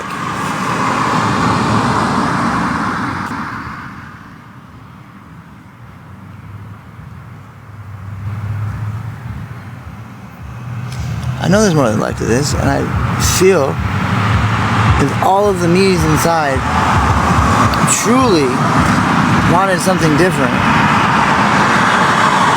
we would have it.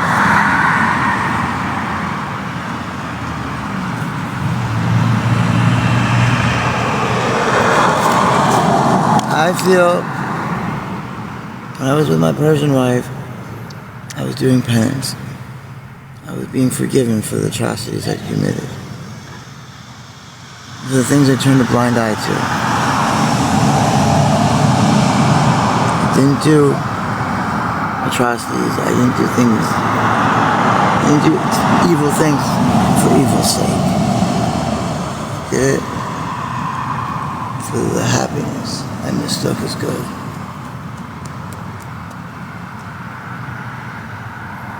And I realized I got severely punished for thinking my penance was over with. And I was not supposed to escape that relationship. I was meant to be in there more years. I took matters in my own hands and I left. I escaped. But now I was shown what I thought was love. It was just take.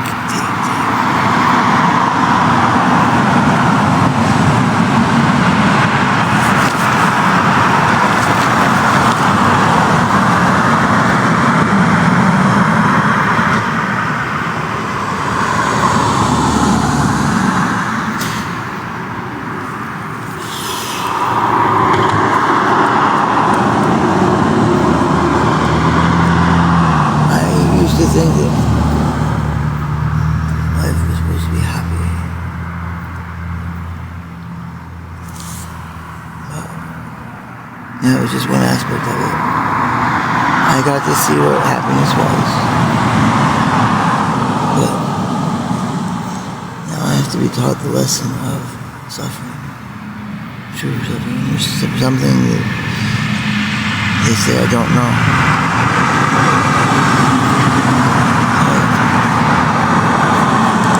I'm going through parts of it.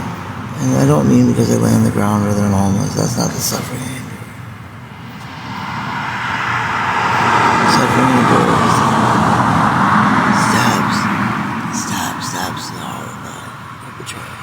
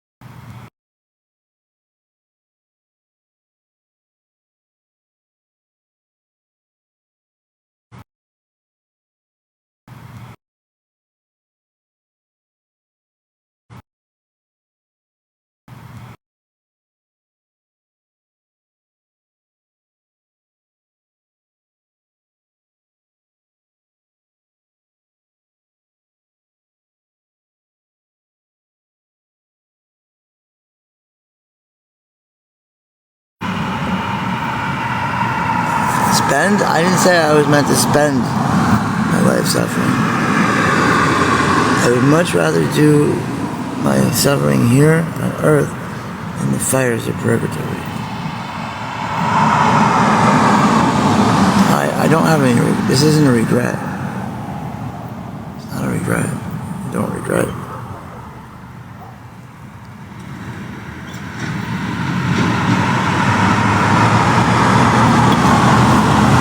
I don't regret.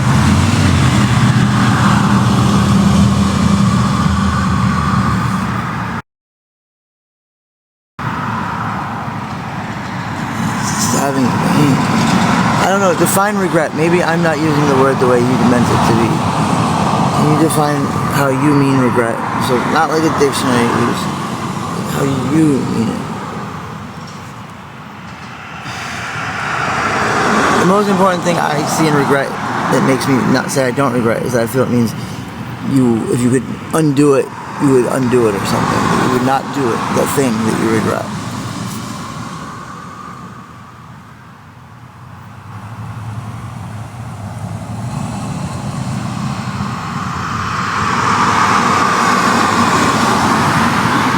Thank you, Dara.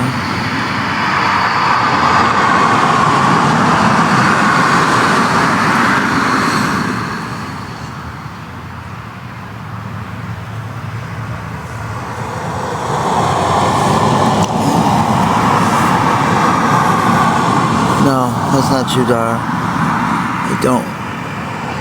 It's something I don't believe in. I don't believe in thinking I know best to change something that's happened. You heard me tell the story of the man who lost his horse while plowing, right?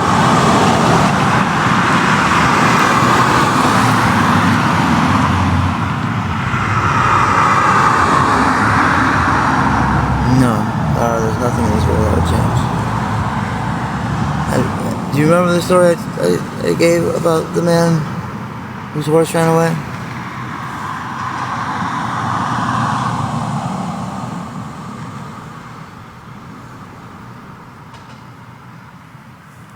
So, you see, for me to try and undo something, I would be responsible for unleashing the possibility of atrocities unknowingly.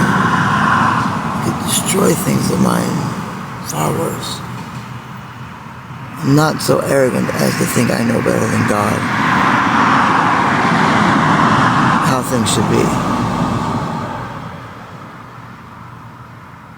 I can't possibly figure all the variables of undoing something I've done. Yep, it says this is my Canadian account. I'm hiding it. Remember when that nasty group came after me and destroyed over 1 million people who followed me? And any account that went up, they destroyed. I had to hide them in other countries. I don't have a tent. I have no tent. No, I'm not in the tent at the place I went to. I still have to tough it out for at least another month.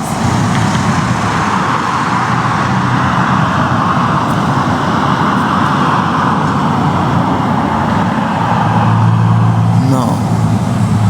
It's gonna be about, people, things don't happen that fast. It's an emergency homeless shelter. They get you in like a month. That's quick. Other places are 6 months to a year. Some 4 years. He just asked me a bunch of questions.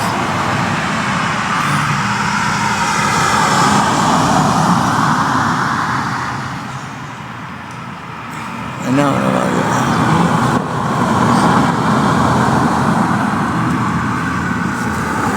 So when we get there, first they ask, to tell everybody what our pronouns are and who we are. I always say they, them as well. I add that to everything because everybody's a they, them.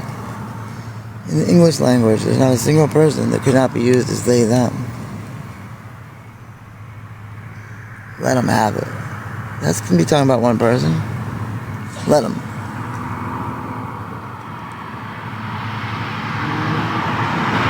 Because I know they serve food. I was so hoping it was going to work. No, they don't serve food, Wendy. They don't serve food. The day shelter serves food, but the little home shelter does not serve food.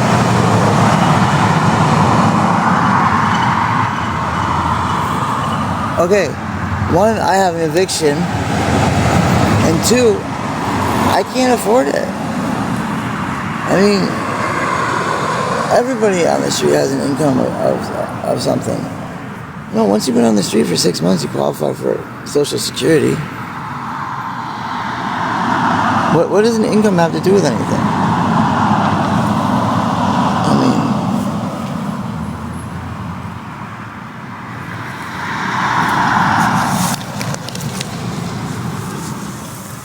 I have an eviction, and also, living by myself, people are able to take advantage of it. I know people like to say I have no issues, but that's just not the case. I've gone over it. I don't like talking about it because I'm worried it's going to be used against me. I don't have the ability to say no to people.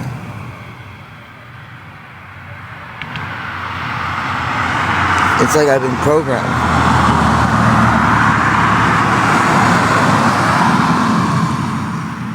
I'm starting to do and say things on the street that I was never able to say before.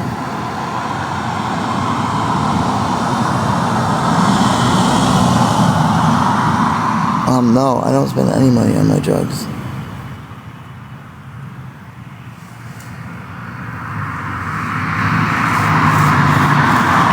I don't know why people think drugs cost so much. Alcohol cost me money. Cost my sister lots of money from all the legality stuff. Alcohol was the one that cost me big time. But my Oxy, I get that free.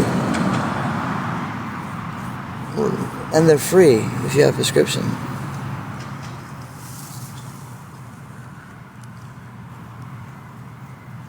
And hypothetically, I could trade them for anything. They're instant release Oxys. Real, not synthetic, and not fake Chinese ones. Anyone who's been on pills lately, they know how expensive real things are.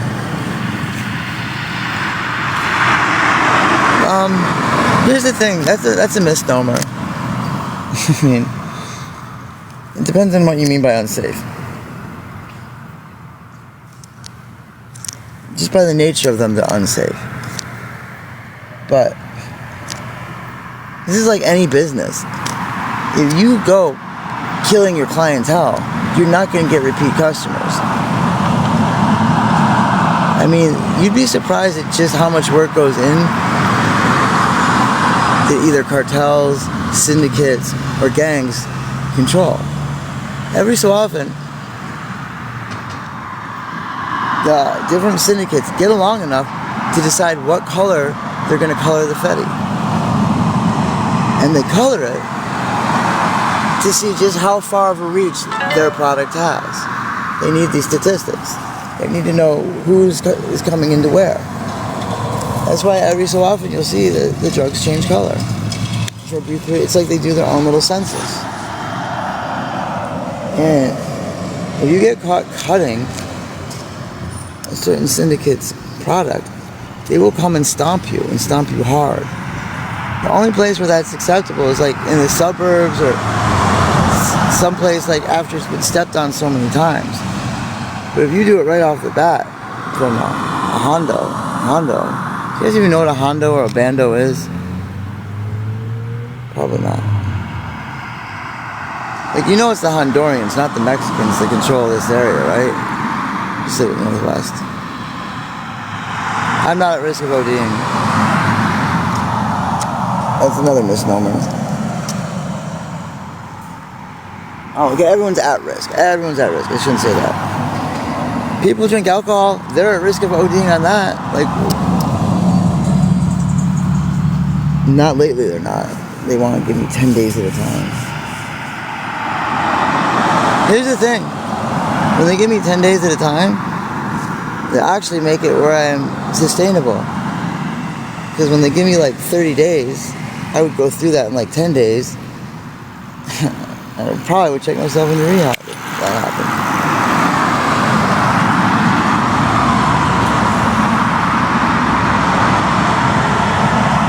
Okay? But if he was on codeine or heroin, you'd be acting the same too. I mean,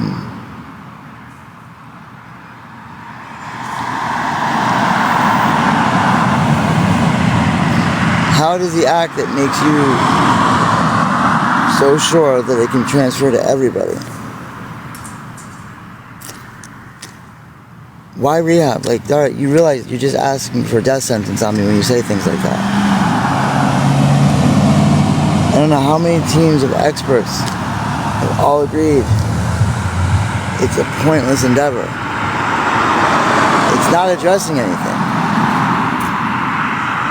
It's like sending someone that gets headaches to a camp that tells them not to take Tylenol for their headaches. What's the point? What's the point? The doctors are prescribing me the pain medication. They're really happy that I've stayed off alcohol. Alcohol has been the most detrimental drug in my life. It's caused me to commit the most violent acts ever.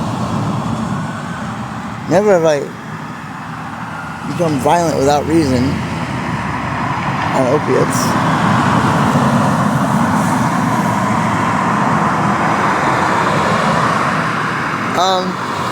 You realize laying on the ground and not drinking enough water and not eating correctly also make your hands swell.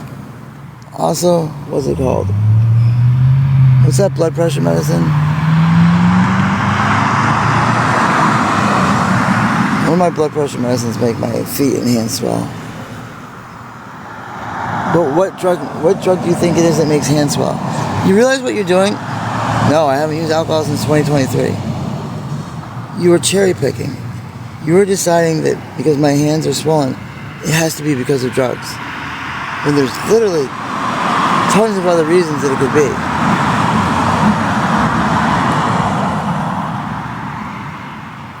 So, you're picking, like, you know how disheartening that is to somebody to keep thinking that you know what's best for them? Like, what is it that rehab is going to do? Like, what? What does it do? Okay, that's not true. I can get it right now. Get what right now?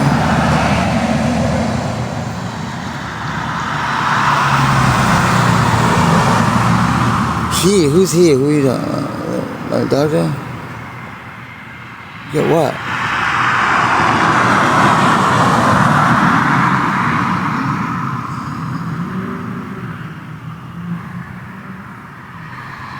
Listen, what is your definition of clean? Because by a lot of your definition, I'm never going to be clean. I mean, it would be on MAT. Again, the doctors don't recommend MAT because some of the current health issues, I needed something for a pain regimen.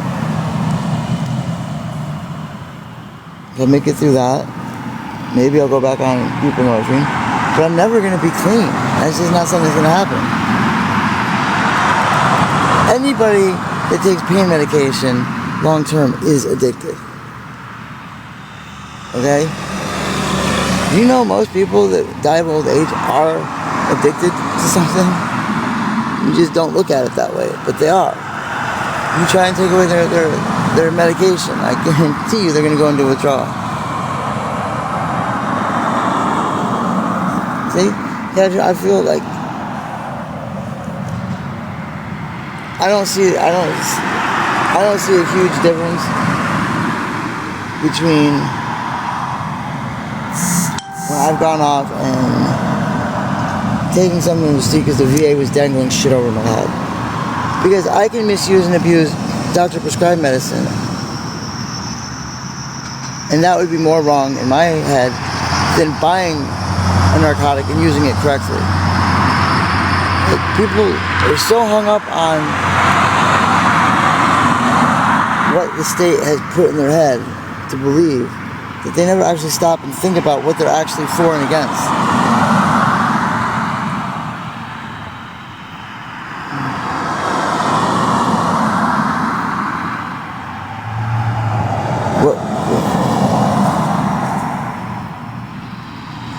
No, it's actually not shaving our life. If we had to live in the constant, perpetual pain, we wouldn't be around anymore. So you have to stop saying ignorant things like that. It's extending our life. You realize chemotherapy is definitely shaving your life, but it's also killing what's killing you. We don't all have the luxury of living to the absolute expiration date in a perfect body. Some of us have to use the next best by date. It absolutely is the same.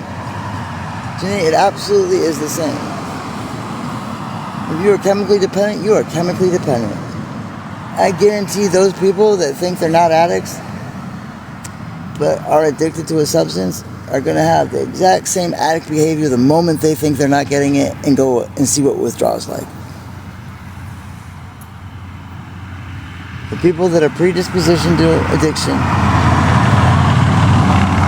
Yeah. Now there's people, it's not wrong, Jimmy. It's not wrong.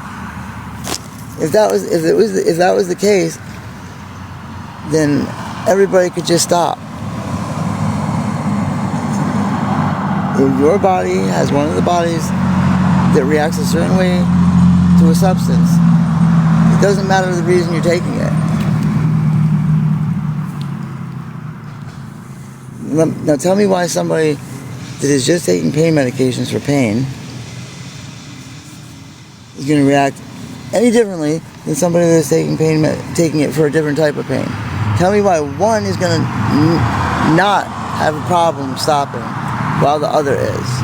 Like, how is that? Okay, so he went from one addiction to another addiction. Still an addict. Just addicted to something that some people say is okay.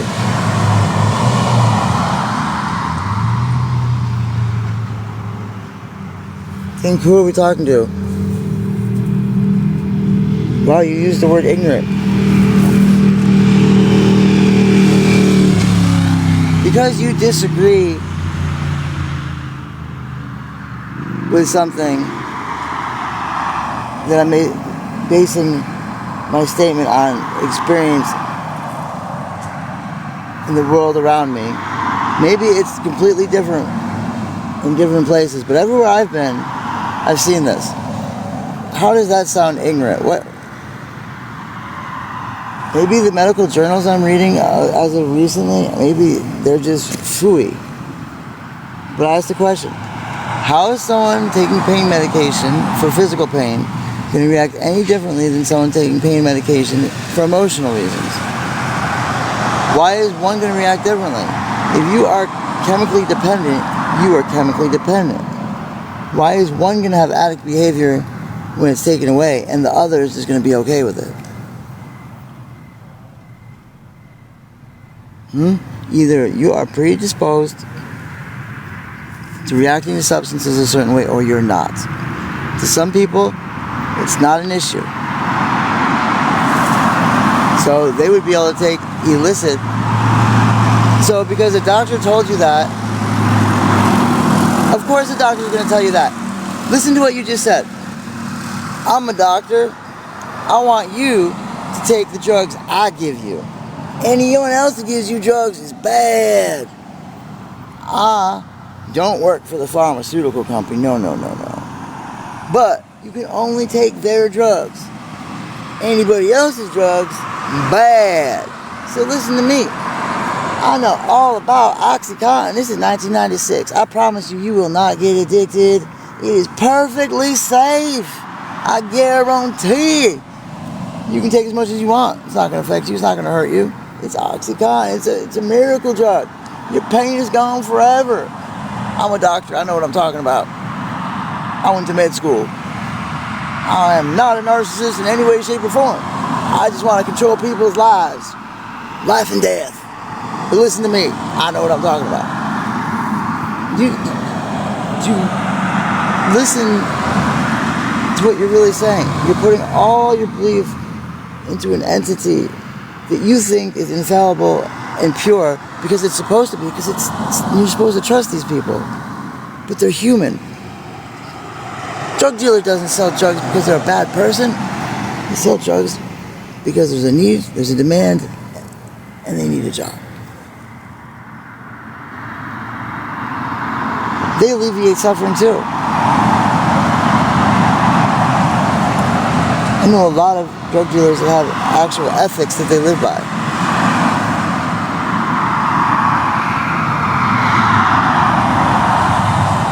I don't know, is that a narcotic? I didn't know blood pressure medications were considered a narcotic. So how is that being thrown in here? And if you want to go down that route, yes, you do get withdrawal from blood pressure medications. I've experienced it multiple times. I get a headache. It's severely nauseous. Once I go off of them cold turkey, my blood pressure shoots back.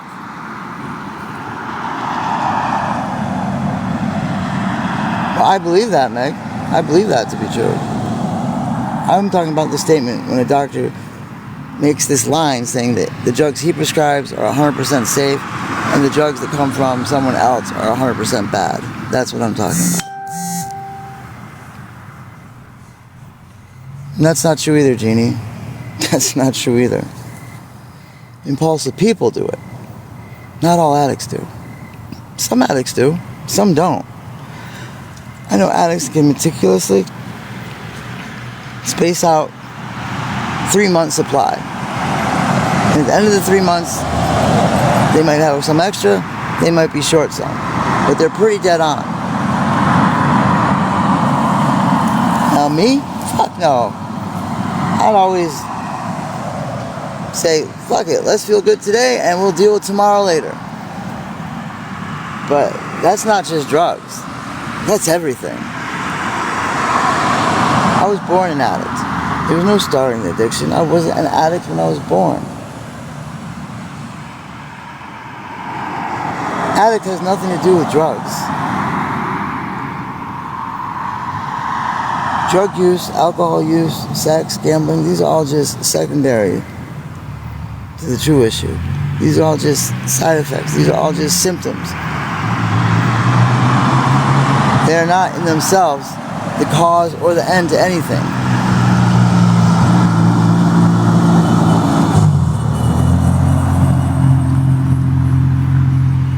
Jeannie, how many times have you gone through the cycle of active addiction?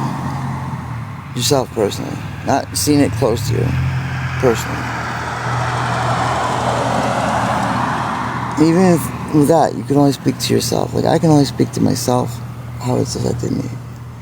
I can only speak to you how I've seen others. I can't make blanket statements. Mike can. But I shouldn't. But I can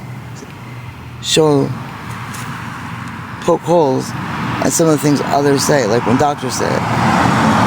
They make extremely narcissistic statements.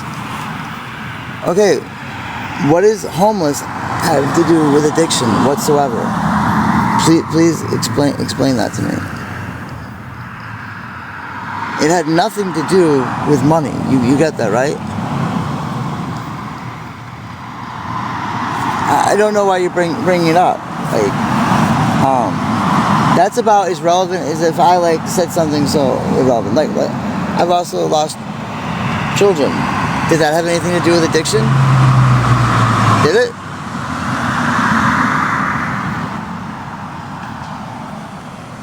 I mean, how does bringing up my housing situation have anything to do with drug use? How? Tell me how.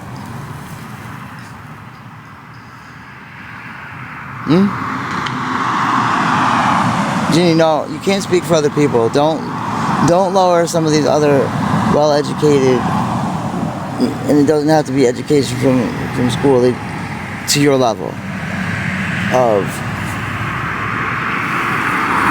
I don't want to use a word without careful thought. It's not necessarily ignorance, maybe willful ignorance, but you can't speak for everybody else. I'm sure a lot of people out there know it has nothing to do with addiction whatsoever. Certain choices I would have made regardless of using. And remember, I got addicted in the time period I was clean. So how do you explain that?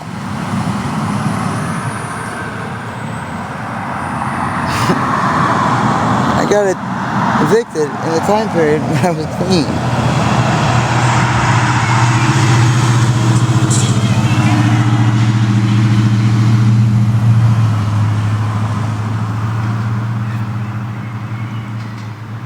So you don't have excuses? Wait, an excuse? Why is it when I say a reason, it's an excuse?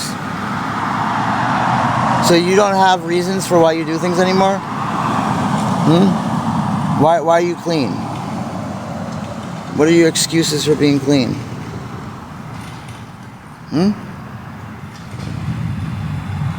Gee, you're not pretending.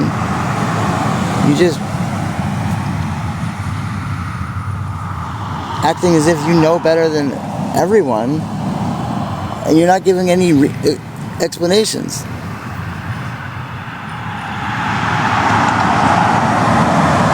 I mean, how am I the one called a narcissist when I explained why I used? I explained I would make poor decisions regardless of drug use or not. Why is it no one wants to admit that alcohol can be some people's worst drug? None of you, I bet a lot of you have never thought of this before. Alcohol is one of the only drugs where people do crazy shit on. Alcohol is one of the only drugs people do crazy shit on. The rest of the drugs, people do crazy shit when they don't have them. But when they're on them, they don't do crazy shit. You do get that, right? With nothing to do.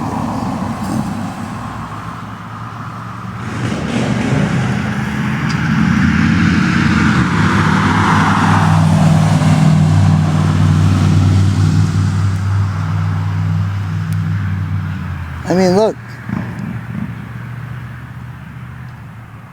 Look at some of the terrible decisions I made while I was clean. Here's the other thing. I don't... There are things that I feel call under mental health.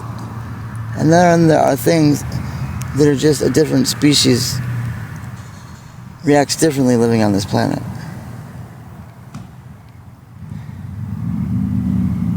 I cannot believe the concentration of people that have the same physiology as me on the street. It's a statistic anomaly. Well over half the people I come in contact with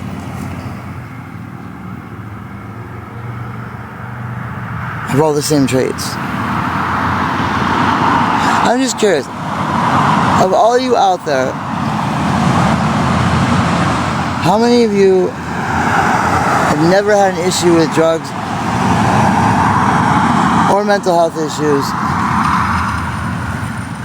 and your blood type is Rh negative?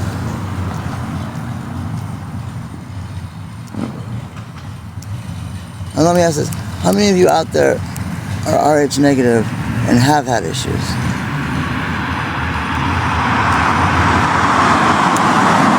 So you've never had any addiction issues at Mama 3?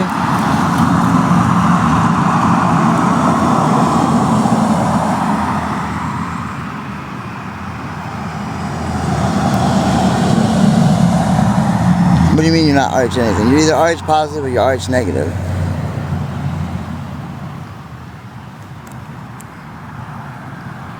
You don't do anything to excess? Jennifer, are you Rh negative? I'm just asking. No mental health issues? Okay, so Sophie, do you feel like you just think a little bit differently than others? You feel a lot more? Well, you're O positive, that's different. Now, I'll be 50 in a couple years. I'm 47.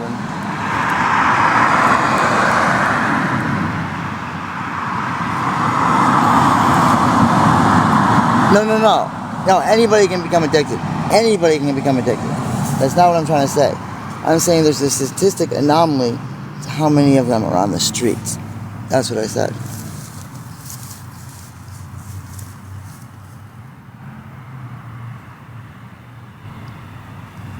You absolutely do think that. So you feel incredibly, like, huge. You like wonder how people even function in this world if they feel anywhere near what you feel. How is it when it comes to truth? Is truth something that, like I stated, is something extremely important to you?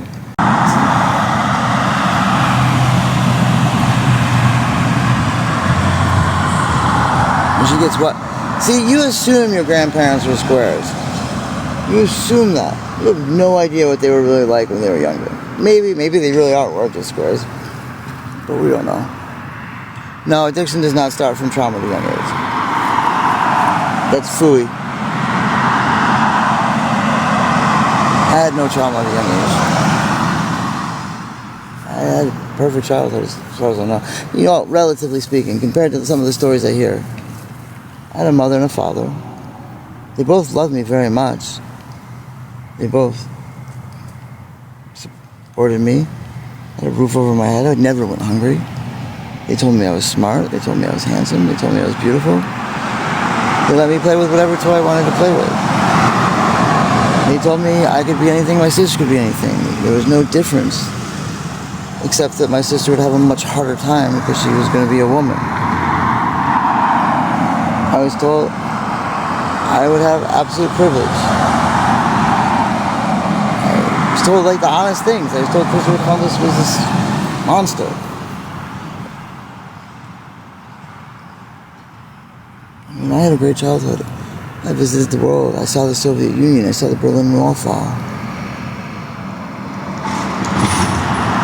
We ate filet mignon every Friday and pizza every Sunday, and we always had Chinese food on New Year's, which I only recently realized was because my grandma had to do so much prep work for Christmas dinner.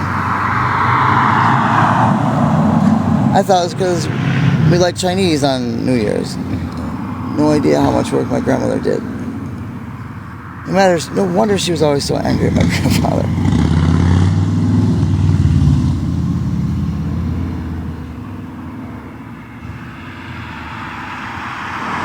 No, I understand that completely, Kimmy. And that's true. But if they were put in a situation, here's the thing.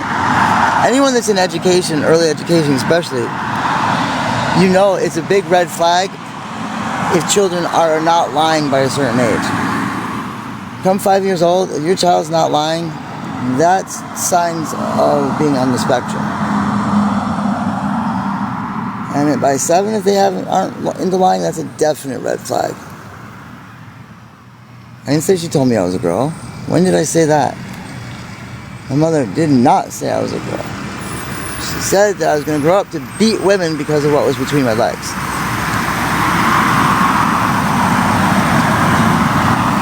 Listen, relatively speaking, everybody got spanked in the 80s, okay?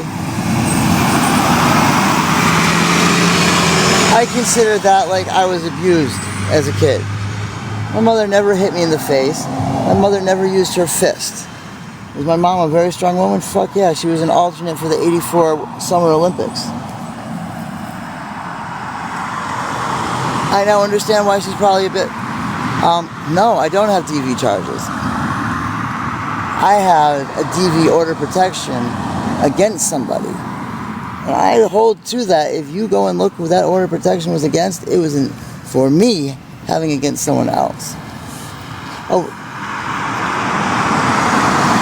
I was charged with a felony that had DV added to it because they were in the house that I went back to. That is true. But as soon as the case was laid out to a grand jury, it was kicked right out because there was 1, self-defense, 2,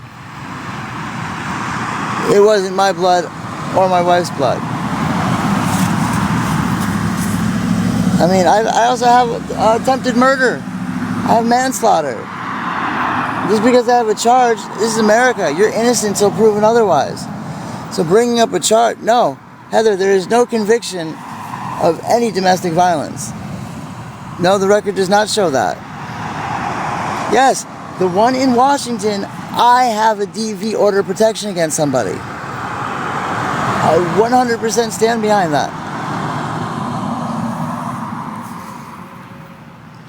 I have 0 convictions, 0 things that even went to trial of violence. The only thing I was ever convicted of was when I first tried to come out, had a dress on, and they tried to say I was soliciting because of the motel I was at. When it was a motel the VA put me in. Yeah, actually victims do get mug shots, Heather. Go talk to Lorene Dennis, who is serving life for killing the man that was raping her children. Oh yes. If you think there has never been a woman or man, but mostly I'm going to talk about the women that have been arrested and charged for things that were 100% self-defense of another or themselves. Yeah, victims absolutely get mugshots all the time. I'm a victim of DV as well. I'm also a victim of DV.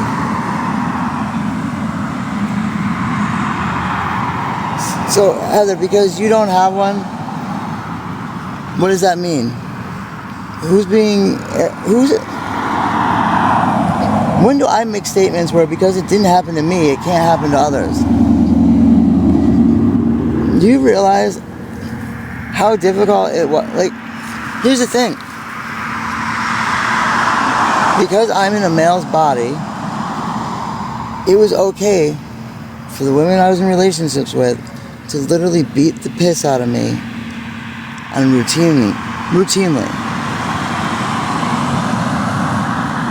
And I had the belief that this was okay because of my mother. A lot of it's my fault for tolerating it, my fault for allowing it.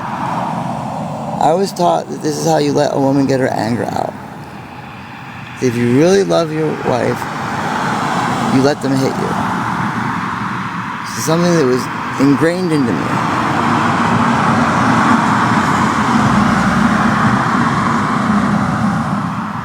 And I've admitted that I have hit a woman before. I have never denied that.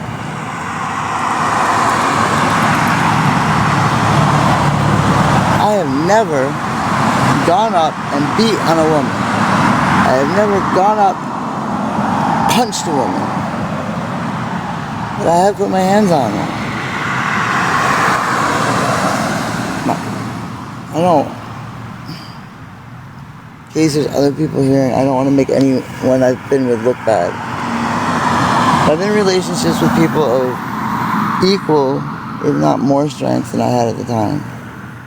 I've also been stronger than them.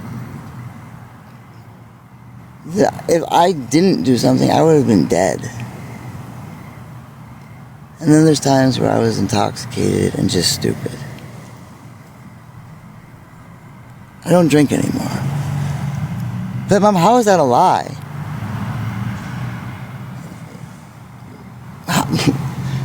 What did I just lie about? I just acknowledged there was two sides to it. I just acknowledged I've done stupid things. I just acknowledged I did things because I was drunk. I mean, how can you call me a liar on that? You made your ex look... Because I did it before means I haven't matured and have issue with it now? Huh?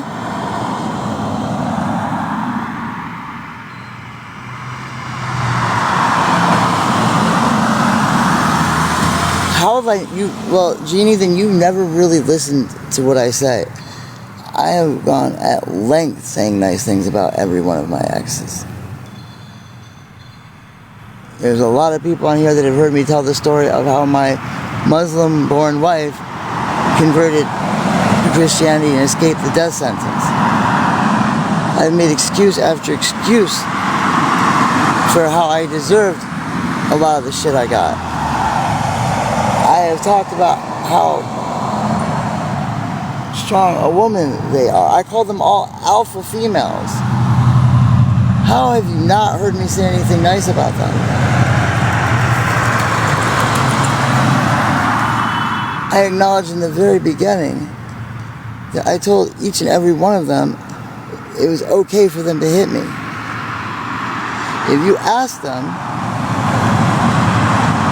I'm quite sure they'll say yes, but I told them it was okay.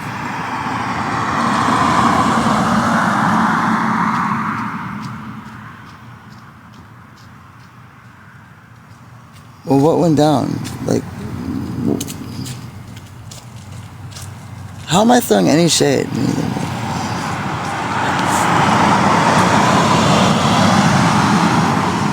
Yeah, there's people just straight up lying.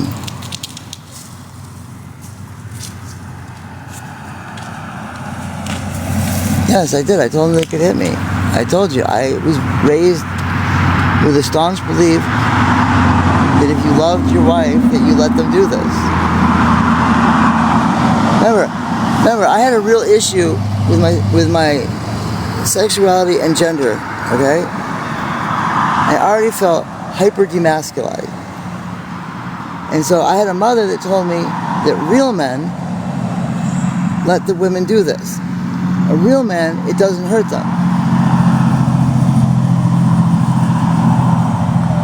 All the issues that we're talking about happened when I was much younger, in my 20s. And then the other one happened immediately after coming back from Afghanistan. And I'm still a severe alcoholic, but I was a very heavy drinker and an alcoholic. When you're an alcoholic, active in your drinking, and you just came back from a war zone, you probably shouldn't be drinking.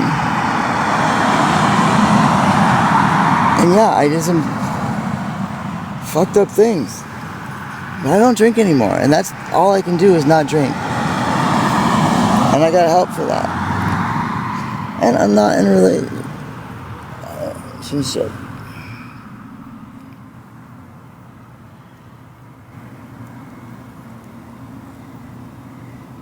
I mean,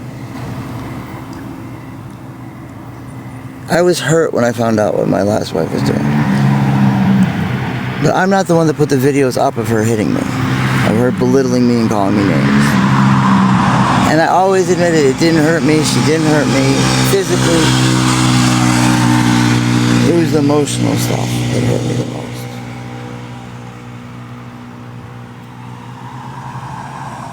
Heather, I'm not going off of opiates. That mom, why are you, like,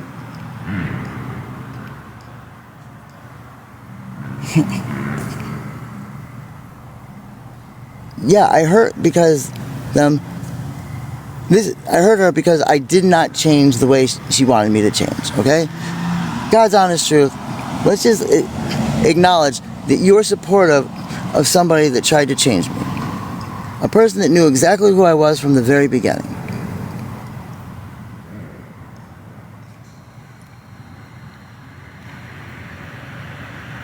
They probably outwitted me in whatever they were planning to do. Because they thought of everything. I never understood why it was so important. I didn't know what the word trans was. I told them I was a woman in a man's body. Exact words that I used. She knew. How did she find out? I told her. It's one of the. You have to understand. When we first were together, she was living with her ex-husband in a relationship with somebody.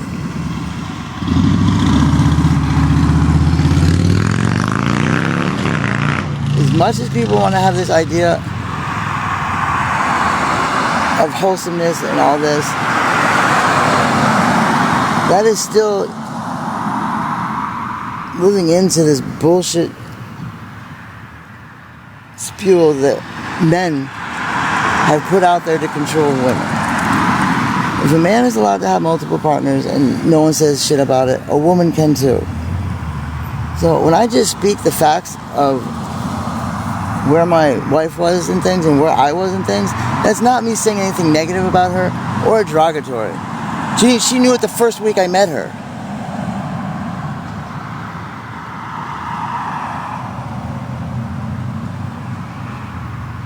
I didn't know what the word trans was, so I couldn't tell her I was that, because I didn't know what that was. Remember, this was something that I still was ashamed of. That she was going to help me change. What did I say was fact? Yeah, no, I can speak facts for her.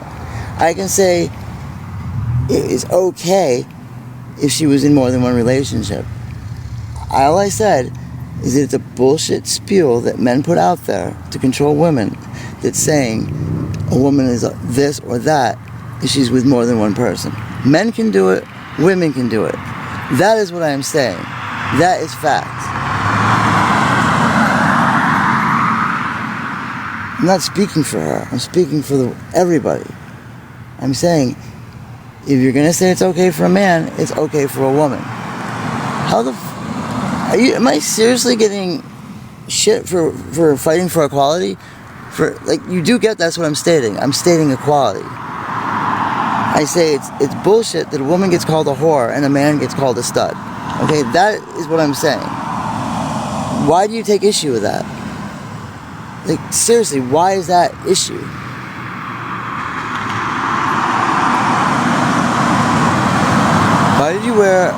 Why didn't you wear a wedding dress instead of a suit when you got married?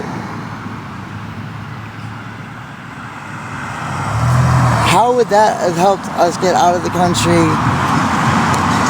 And did I not just say I didn't know what trans was, and it was something I was still ashamed of?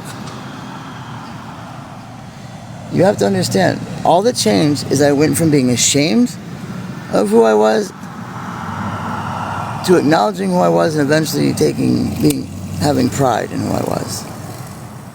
And this is what hurt her. This is what you are supporting by saying I did something so terribly wrong. Again, I went from being ashamed that I felt very feminine and that I was trying to fix these horrible feelings and become more of a man. Basically, pray the gay away type of thing. Like, that's what some of you are mad at me about. Yes, it's exactly what they're saying. It's not that she didn't know. Do you not know how foreign culture works? They can't say they have to save face. Like, and, you know, if it helps her, she can say whatever she wants. I don't.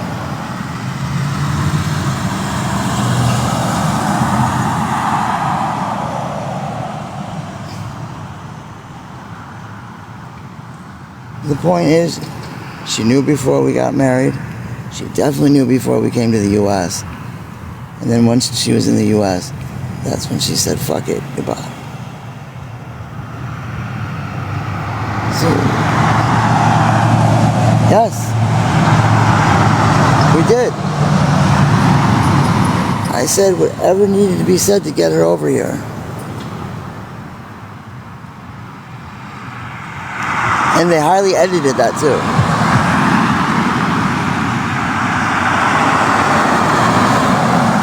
Anyone that knows anything about early on in developing who you are, do you honestly think I had the confidence the first year into identifying as a trans woman to be completely honest about how everything was? Do you? Just think about that. Do you think I was able to admit what a negative self-image I had, or to make my wife look bad on national TV? Do you think I was going to go on there and make her look bad? No. I took it all off of her.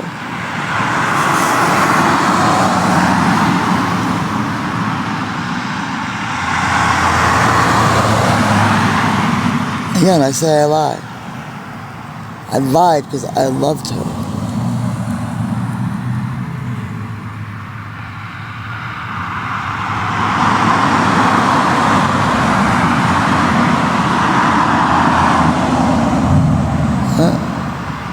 I did not forbid blocking on people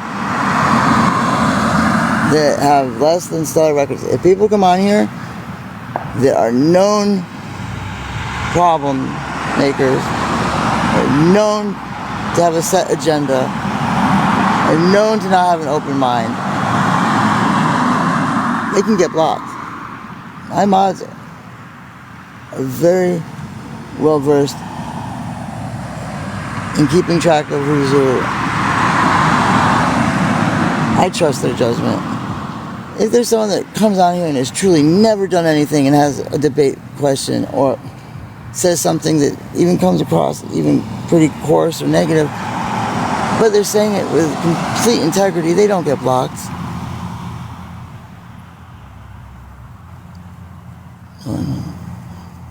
What do you mean?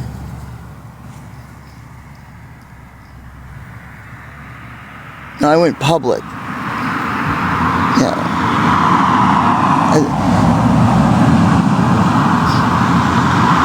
Other people knew about it before then. That is why I went to the United States. It was over between me and my wife. You do realize it wasn't until everybody did not turn their back on me and say I was a sick person did my wife have second thoughts.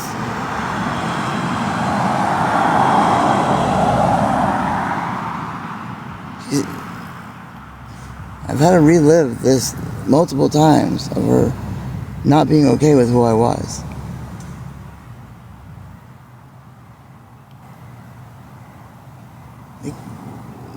You realize we were separated.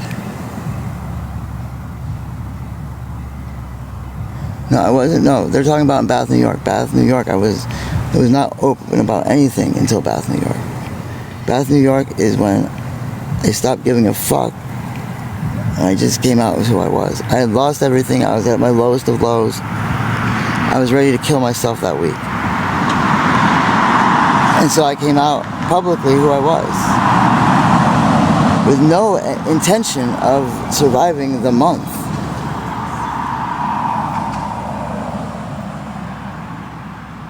And then, less than 30 days into public, I was sexually assaulted by a janitor. And I was made to feel like I was responsible for it. That it was my fault. That I asked for it.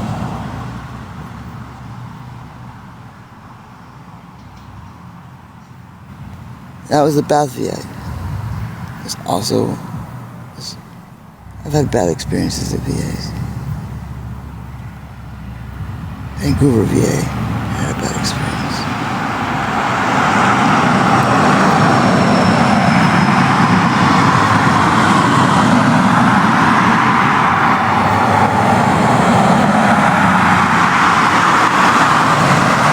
I wasn't responding to you, I was responding to the Bath, New York comment.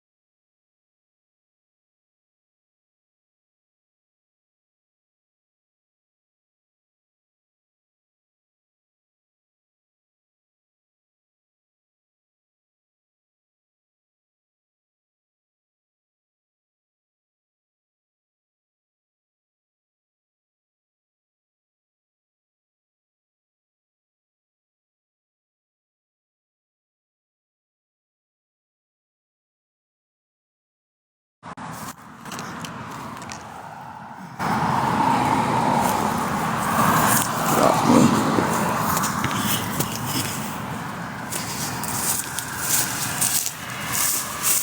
Ouch.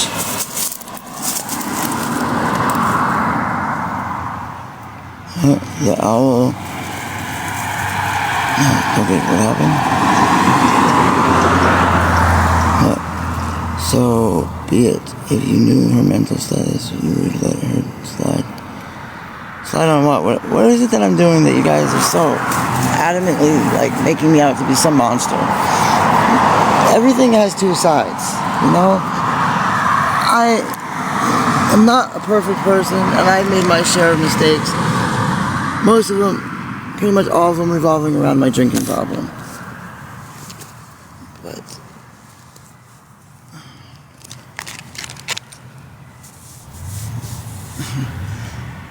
why people believe absolutely everything that goes against... People believe what they want to believe. They've made up their mind on what is real and what's not. They know nothing of the character of other people that they choose to believe. Like, other than they're absolutely perfect. Perfect. I show the mistakes I've done. I talk about the things I regret but I wouldn't change. And yeah, I'm the demonized one. I'm the one that's lying. Like,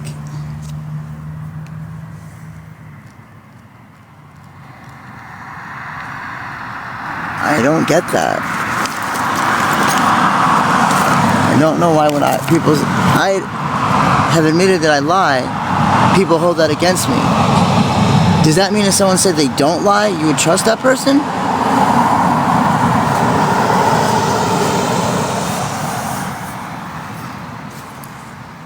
Yes, DPI has caused a lot of issue for me. It definitely has changed me, but for the better, I'd say.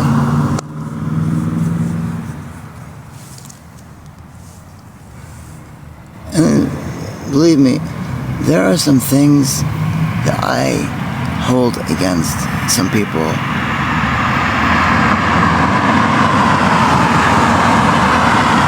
It's part of the reason why I am so absolutely angry every day. And I don't bring it up. I guess I did right there, but... See, you'll never know the things you don't know. You'll never know what things I am holding back. You never know the things that have happened that other people have done that I don't talk about. You just make the assumptions that I'm not doing anything or in regards to certain people.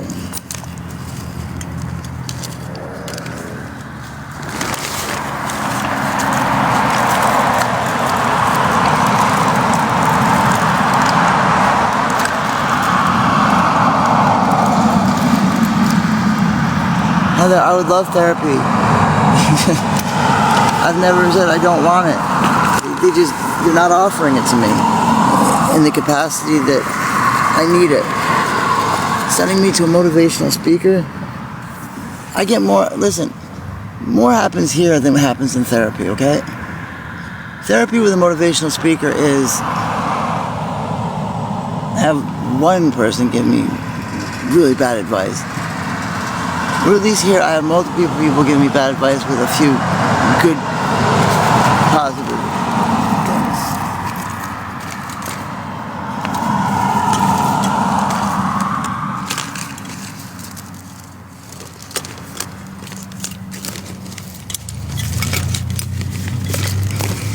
I mean, I try really hard to deal with my arrogance. I was really worried I was a narcissist. I mean, I was raised with a belief that I was better than other people. That I was more important than others. I have changed that belief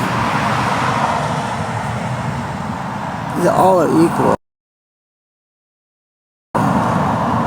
And those with the least deserve the most.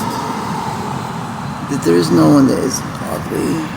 There is no one that is stupid. I call people stupid, but I don't truly mean that. Everybody hurts the same, and nobody's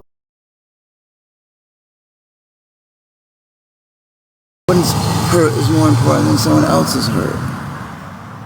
That everyone's worst experience is their worst, and we're all equal when it comes to that. It doesn't matter what the atrocity was. Maybe you lost your dog for 3 days and it came back, but that's the worst you know. Saying I did that and I'm apologizing for it.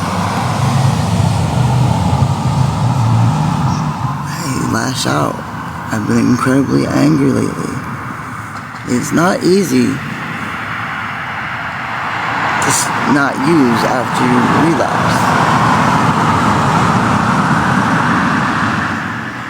It's very difficult. And very difficult in controlling my anger. The VA not giving me any more of my pain meds. It's been really shitty.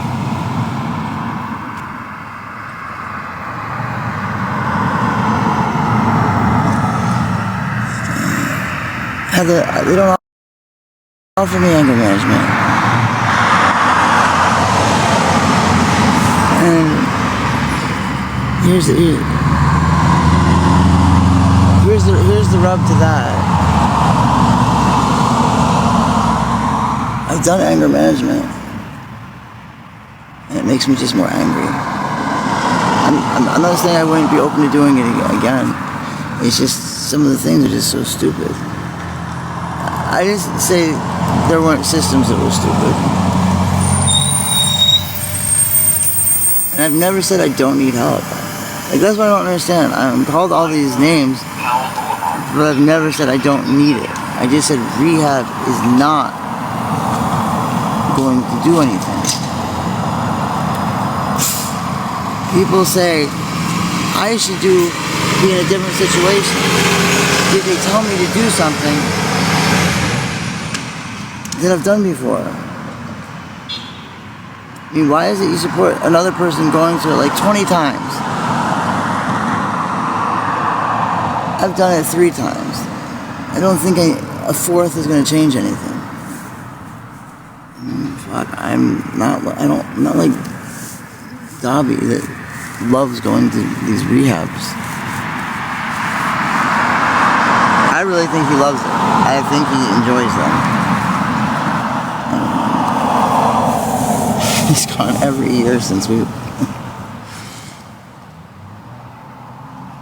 get blocked for what? What did I say? No, I don't need to focus on staying clean because I now realize you're gatekeeping the word clean. I mean, if I take my pain medication exactly as prescribed, I'm clean. But if I take it some days more and other days less, I'm not clean. I mean, it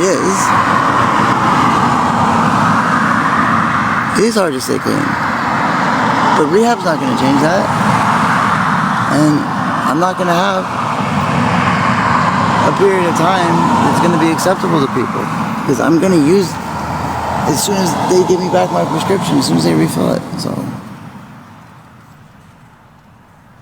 what I don't get is they're not going to give me buprenorphine because they can't control my breakthrough pain on certain things that I'm going through. But they won't give me my prescription because I used a little bit more than I was supposed to. So they're basically punishing me. They know it's very painful, but they don't care.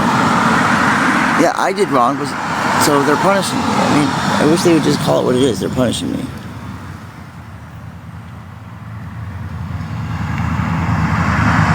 Yeah, well, Why is it we don't call some of them? I mean, I guess they're hoping that eventually they change the system and it will do something. I don't know. I'm a firm believer that it's not the rehab that does shit. Like, it's something in your life that makes you want to change or forces you to change. It's not the rehab.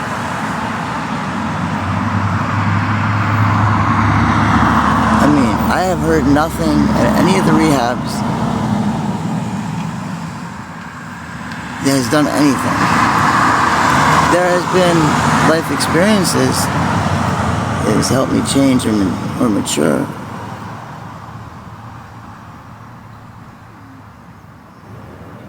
But see, here's the thing. I truly believed in being clean from. I drank the Kool-Aid. I tried everything. But when I found out, I don't know how to do both. I really don't know how to do both. How to leave people out of it and explain myself. I don't know how. When my times for AA meetings just became planned times, people would know I wouldn't be home. Everything about me being clean is now a source of extreme pain. Everything I did to better myself is just humiliating, dehumanizing, and demasculating.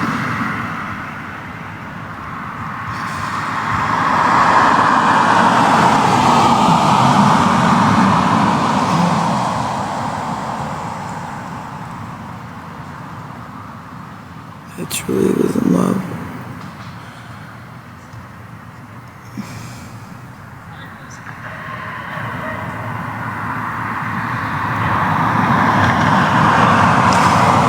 And to be vilified and to be lied about. And I did everything that was ever asked.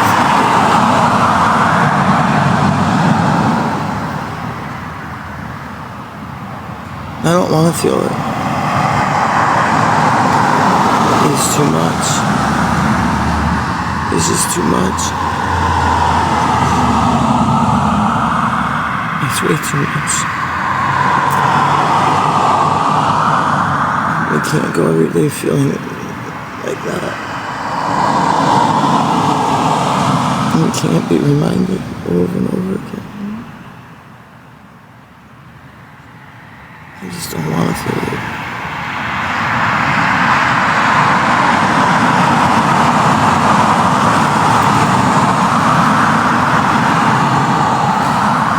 How much I've lost from believing in people. The time I'm never gonna get back with people that were my whole world. Have everyone ripped from me.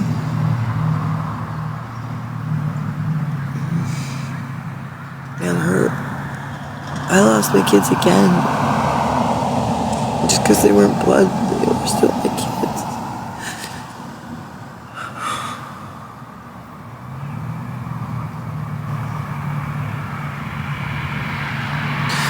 I jumped through every single hoop, and he got me nowhere. I didn't get to see him. So it's become pointless to me. I'm not gonna suffer pointlessly. If there was a point to being clean, people get clean because of the consequences. Generally, maybe some for the reward. But when there's no reward and no consequence, or the consequences, far less the consequences of being clean.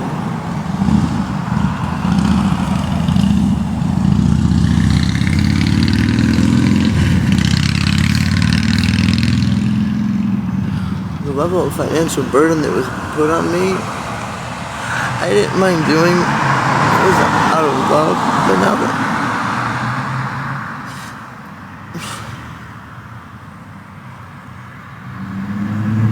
they still do it, and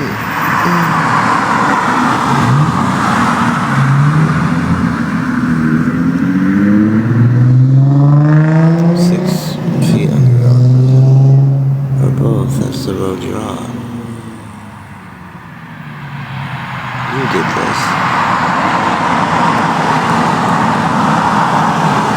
What did she do? It's people like you I truly can't stand. You have no heart for some people.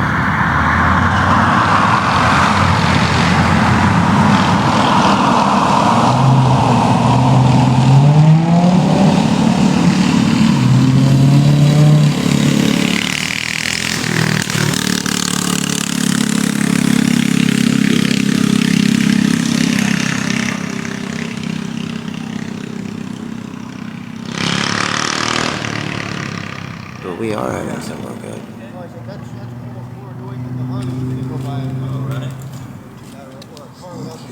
Thank you, Lenny.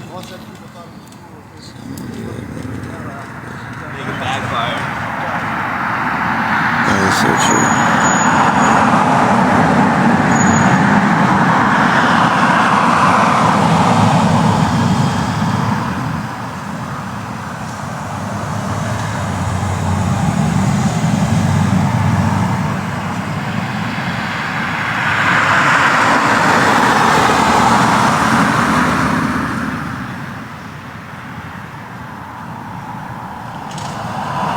Why do you make the claim that she doesn't want change? That we don't change? That I don't want change? Thank you, Lennon. Alcohol addict. Who was never like my uncle was an alcohol addict. He was never like what? Why am I being compared to a most likely straight cisgendered man? Can you possibly imagine that just possibly there was no stigma for that man to drink? He most likely had very different issues, faced very different things, may or may not have known intolerance.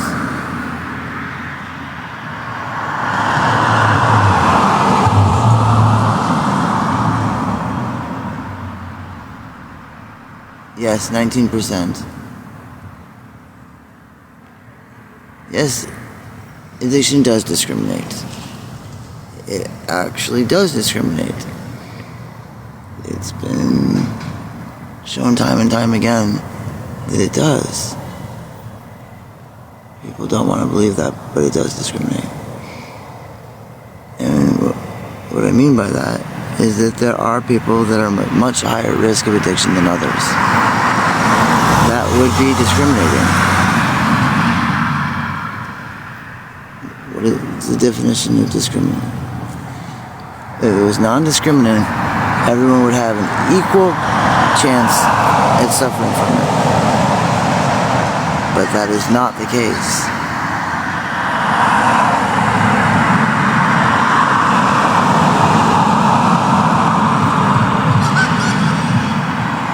Oh, I want to be sober. I've been sober.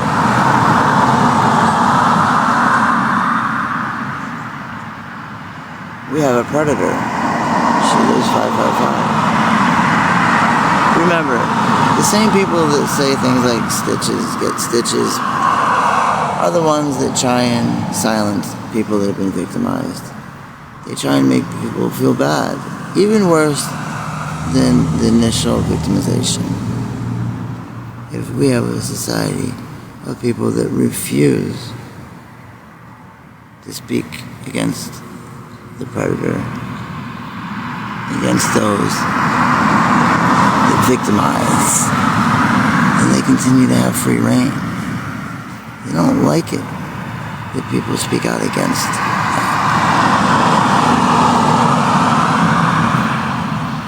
But yes, they just said it right here. When they're saying Victim Olympics, they're trying to make it so that those that have been victimized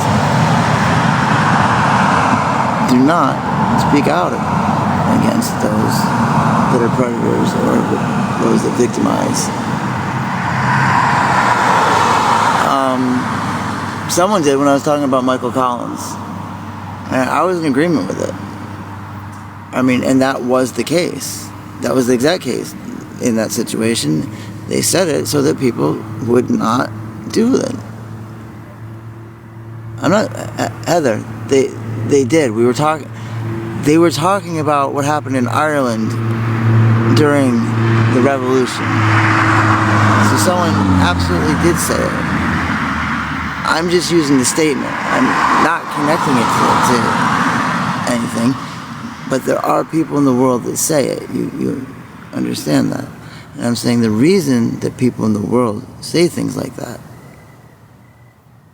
how can you not agree with that statement?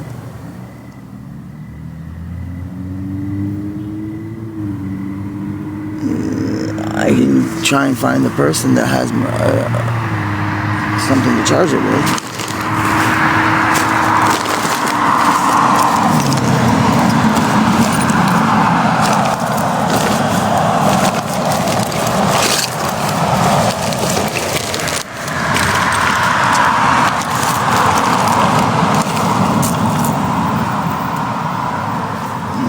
Fix myself a little bit. Now listen, I was not accusing any one person. I was making a statement that those that use that type of language. And yes, of course I'm twisting it and being manipulative. That's what lawyers do. I'm not a lawyer.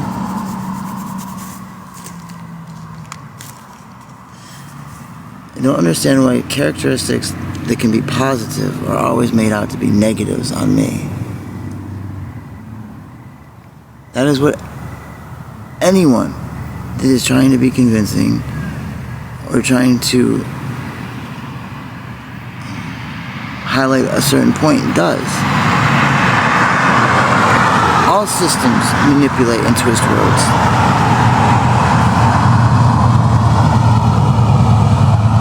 It's impossible to be completely neutral in any situation. Just by definition, the language in which you write something is in itself already picking the way it will go. But I am a system.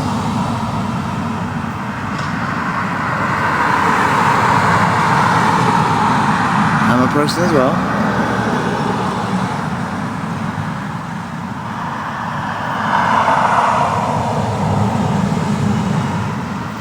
All people do. Whether they know it or they don't know it. All people see the world through their comprehension and understanding. And their belief system. And they twist everything to fit within their idea of right and wrong, their idea of morals. And anything that they see that doesn't fit within this, they make out to be something horrid and terrible. But it's all, what's the word? When it's just based on your own reality. Subjective. It's all subjective. Not everyone, Jennifer? Yes, everyone. Jennifer, watch this. Are you okay with parents sleeping with their children? I'm not. I'm certainly not okay with that. Do you know where that's legal? Do you know where the government has left it up saying, hey, this is protected under culture? Just watch. You're saying that not everybody bases things subjectively based on their own belief system. Look up what is not taboo in Amazonian culture. The tupi of the Amazon. Go see what is certain milestones. No, Jeannie, that's actually not very cut and dry at all. Why is it then people that abuse drugs can also be millionaires? Why is it when I abused them, I excelled. How do you explain that this all happened for me being clean? I said I need help. Rehab is not one of them.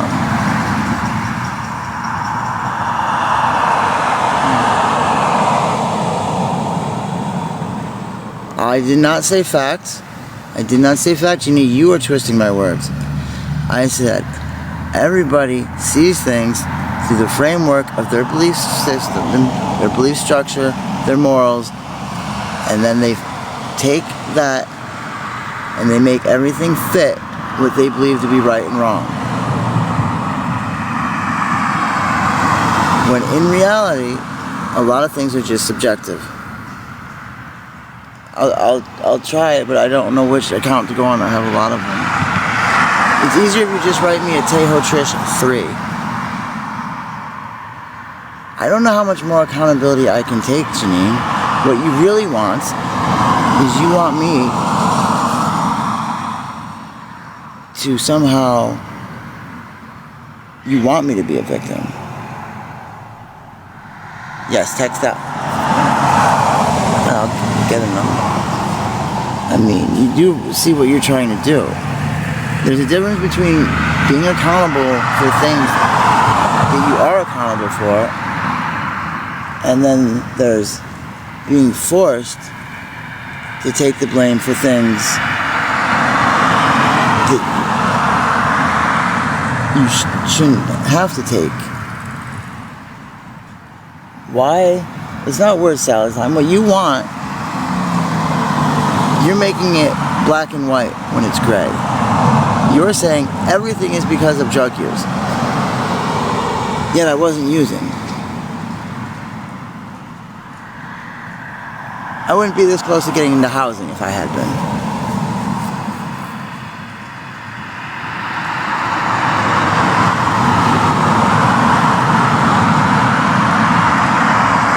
I'm not going to go running to posting my drug tests. It did nothing in the past. Why would it do anything now? You just can't fathom or comprehend that mental health can be completely independent of drug use. And your belief system is that things go to shit when on drugs and things go good when people are clean and sober. And you cannot comprehend a world in which that is reversed and things go to shit in sobriety and can sometimes, not all the time, but sometimes excel for a while using. These are things that you just can't accept. Can sometimes be the case. Definitely not all the time. I've had my life go to shit on drugs. Definitely have. It's because I didn't know moderation.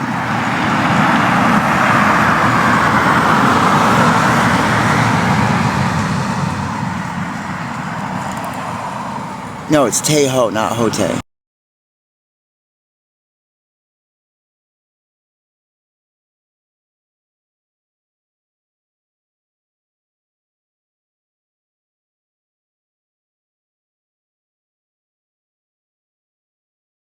How bad you twisted my words? I never once said mental health equates to drug use. I said mental health can look like drug use.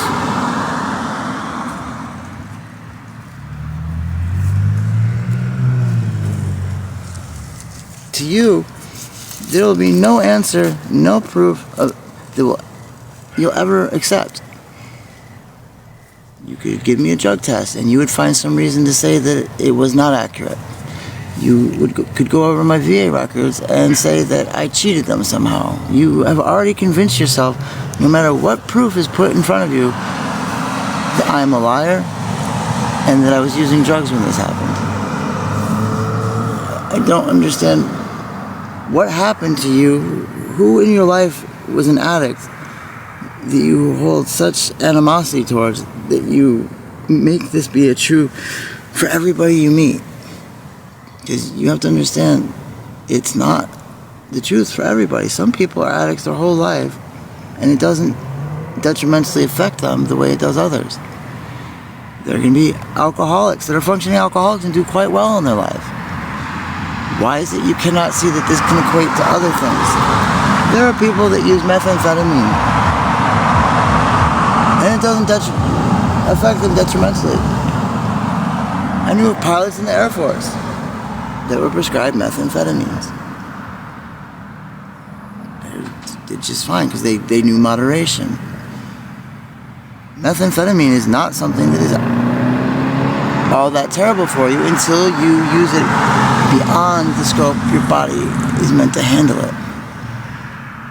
If you use it in a situation which you need to be up for a prolonged period of time, but then you have adequate rest afterwards, it is not that detrimental.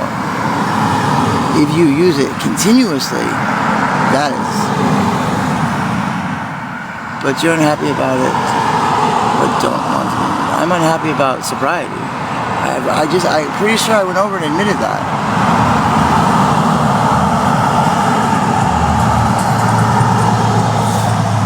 Methamphetamine is highly addictive to some, and to others, not so much. Like, I didn't like it at all. I have enough problems with sleep. It was just very weird.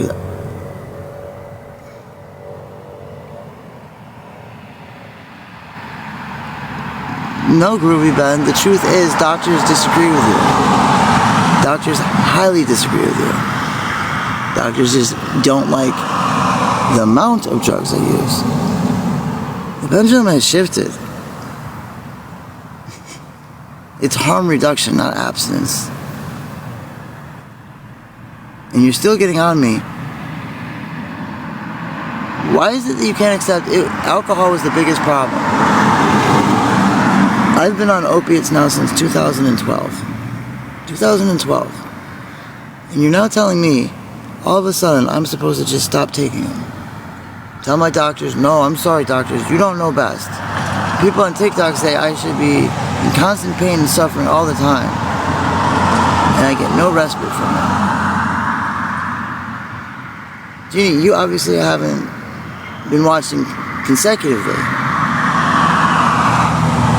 Because you keep making accusations. How long have we been on here right now?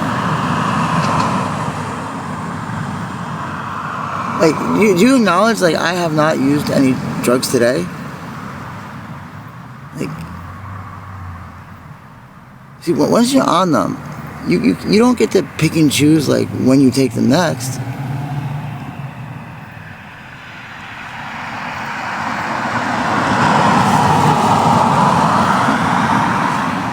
So tell me, how did losing my apartment have anything to do with drug use? I'm just curious, how did it have anything to do with it? How would this have not happened had I been drinking or completely clean and sober? Tell me. Do you think I would have clean and sober been nasty to people and not given them a place to stay in the winter? Do you think me not using anything would have made me all of a sudden a monster? Yes, I brought some of them in, I absolutely did. They were suffering, it was cold. Do you think addicts give their drugs to people? Do you think that? Do you honestly think that these people couldn't sense that I was a pushover, that I could easily be manipulated, and they could stay in a warm place without giving me anything? You do get that. You know, we have a probably a transphobe, homophobe, racist, or is it just the you hate? I mean, you're using a dead name. You're not very groovy. In fact, you're a pussy, just like it shows. I've been homeless since July.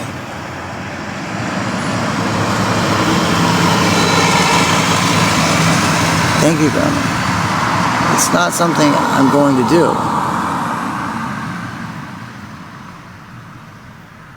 So, since we talked about using, again, what does that have to do with losing my apartment? I'm just curious.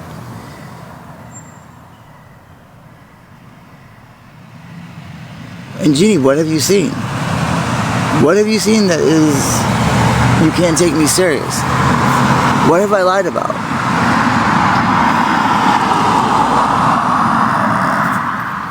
I really can't understand, like, with all the honesty of things I say, how it's just when people hear things they've already made up their mind on.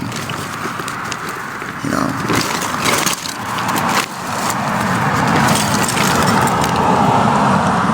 I wasn't evicted for owing any money, so how could that be the case? What does that have to do with losing my apartment? The transcript is public record. I owed nothing. Yeah. Not to incriminate myself, but hypothetically, if people were talking about it, they may have been talking about buying it in large quantities as resale. I don't know.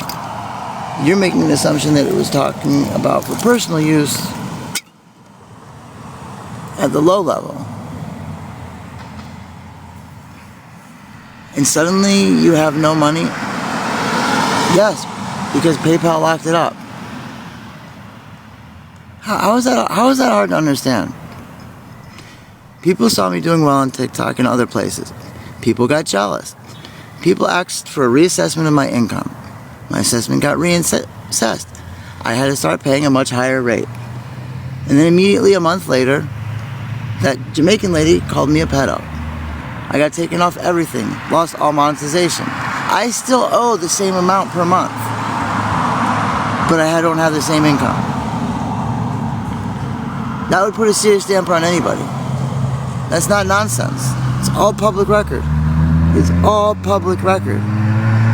Then my actual roommates that were paying got harassed so completely. One of them left, and the other two stayed, but then I was told to get rid of them. And everyone that was a good roommate left, and only the bad one stayed. But you do, Vic, you do. Has anybody out there ever owed child support after they lost their job?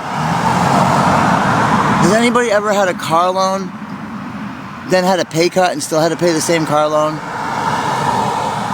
You do get, these are all real things. No, Heather, you never, so your car payments went down when you got a cut in pay? Money you owed went down? Yes, you still have to pay. Well, Heather, I don't know where you are. Is it like a Scandinavian country or something? Because here in the US, your debt stays the same. That's right, Jeannie, it's based on income. But they don't change it immediately. You have to go before a judge. You have to have a case. If the other side opposes it, it takes time.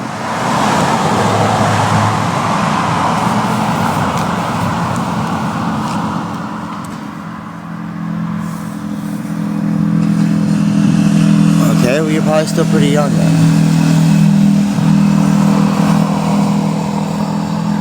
Okay, Heather, well then you're just not letting your money or credit work for you, and you're making things a lot more difficult on yourself than you need to. People with credit pay far less than people that just buy things outright.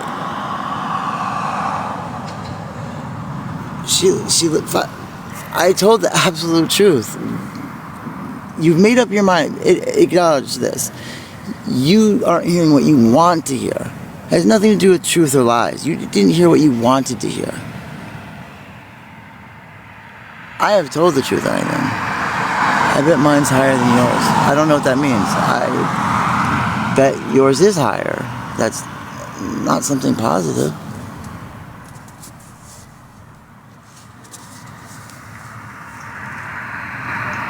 So you must have a pretty large savings then, I'm assuming?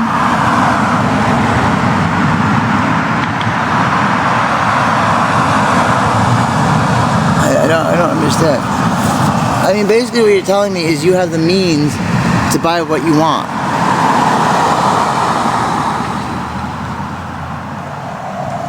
Well, I don't get it. So you're choosing to be check to check, right? You're choosing that. You don't have to be, you're just choosing that because you don't want to owe money. Is that what I'm hearing? You don't have that either. It doesn't go both ways. Either you're choosing check to check so you don't owe, or So do you own a home? Do you own a home? No, that's not owning a home by the bank financing is not living above your means. You're actually not choosing that. You probably heard something somewhere on TV that said you should never owe and it's best to never use credit, and you somehow believe that that's true, which is fine.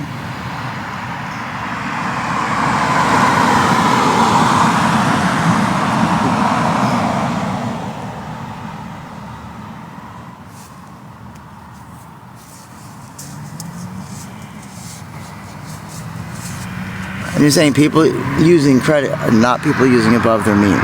Some people do it, but other people don't. Like, back before they got rid of the practice, I would pay my mortgage with my credit card. And by doing that for a full year, I ended up with $1,000 for Christmas. That's pretty good.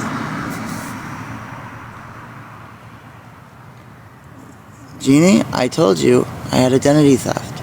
People stole my passport and they opened a whole bunch of shit in my dead name. Both names still come back on my Social Security. People literally took all my identification and they used it. And LifeLock is not honoring any of the shit that they said they would do because they're claiming it falls outside their terms of services. That I violated it by having a name change and some other bullshit. I don't want to get into that. Yeah, I do. I'm a great charger. I need to find something to fix this.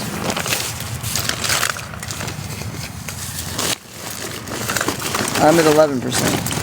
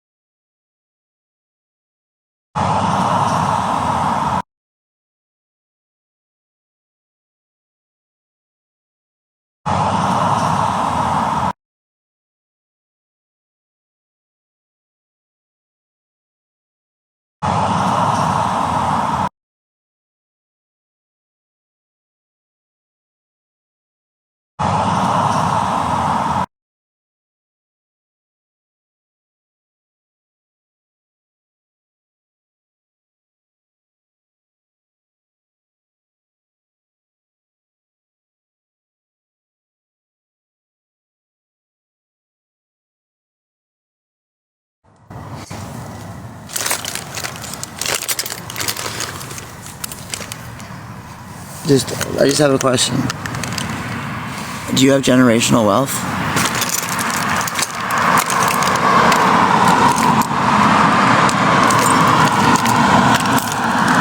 Another thing that's somewhat upsetting is people think that everyone is on a level playing field. That somehow, because things went in their favor or they were able to get things, that somehow that's equal for everybody.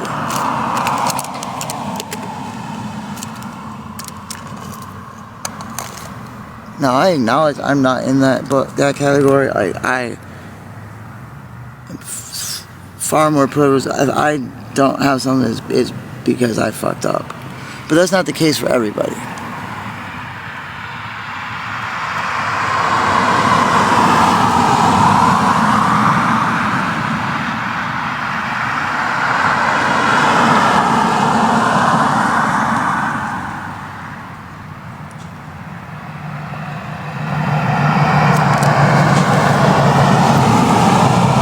Heather, you just said you weren't dirt poor. You just said you don't use anything for credit, and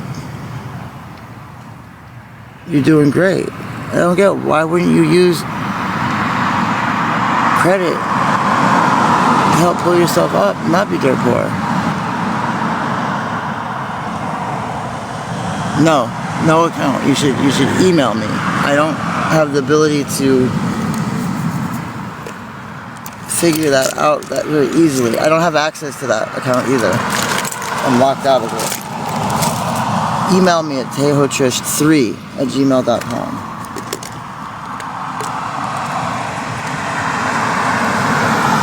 Or 503-299. No, that's not it.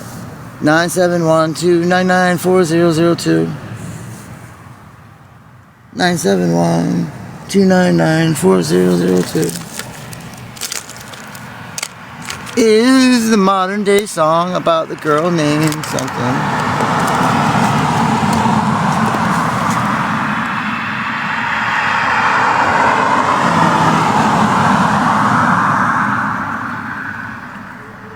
Okay, here's the thing. It's not living beyond your means. If you believe your means is just based on the money you earn, then you're drinking the Kool-Aid of a capitalist society lying to you. And you haven't been outside the country either. There are countries where, based on their constitution, everybody is a partner in that country's wealth. That means if resources are sold, just like in Alaska, there's a small, some people get a small amount for the oil, some people in Oregon get a small amount for different things. In some countries, they get it. You're a citizen of that country's wealth is based on the people it has. That wealth is shared. Here in the U.S., it's not like that. It's divvied up to a few powerful people, and corporations get a lot of it.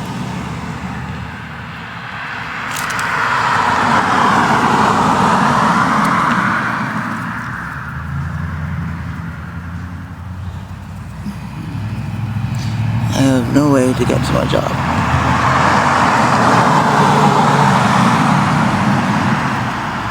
Is there a bus?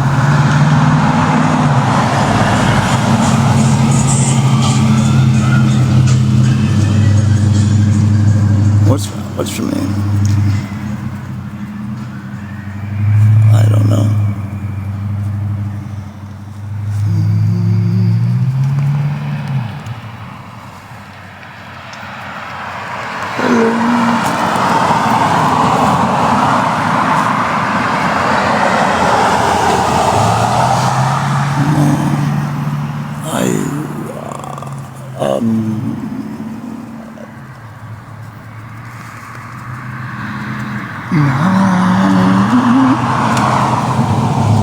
I need to see how this looks. I can't see it.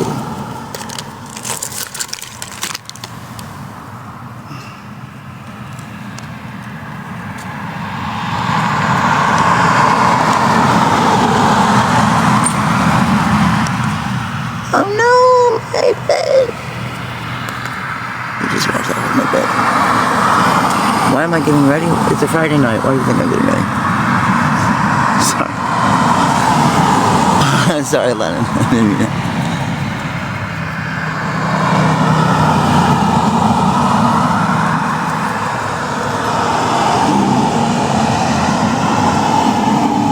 What state do you live in? I mean, I didn't know they had, like, food banks. They have makeup banks.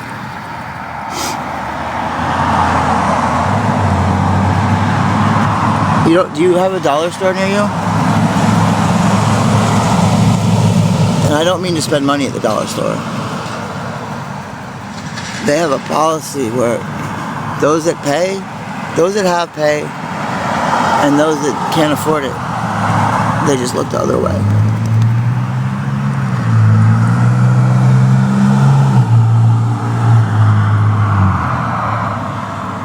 So then you shouldn't be without mascara. Good night, Max. Good night.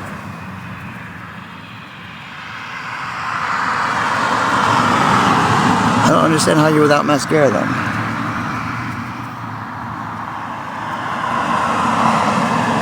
You want me to send you some?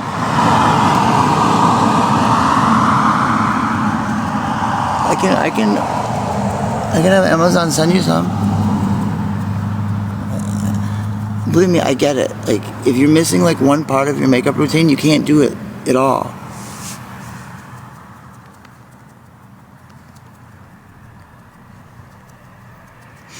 You don't need to give me your address. I can have it sent, but just put it on a wish list, send me the link, and then they'll send it to you without telling me where you live.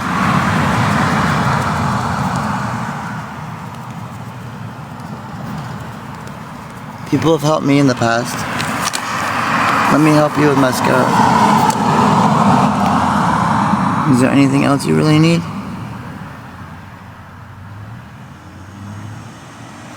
I can probably do like $20 worth of stuff. Oh, okay. If it gets really bad, anyone out there, if it's really... I know how detrimental it can be to not being able to do it. I'm being serious about this. It can sometimes be the...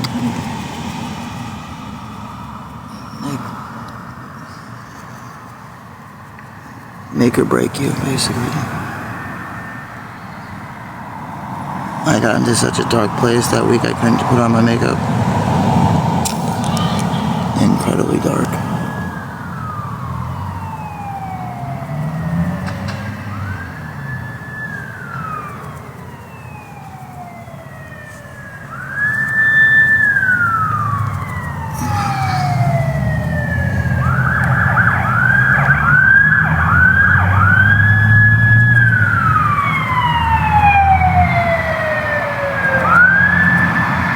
It's 11:53.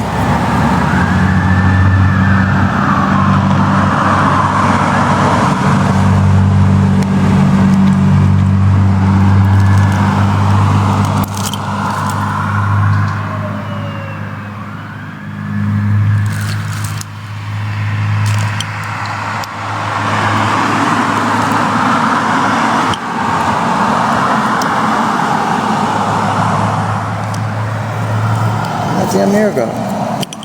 Just had it. Where the fudge did it go? Mirror. Yeah, this is what I can't stand. I just was holding it, and my brain cannot retain where it put it. It was just right here. I was holding it.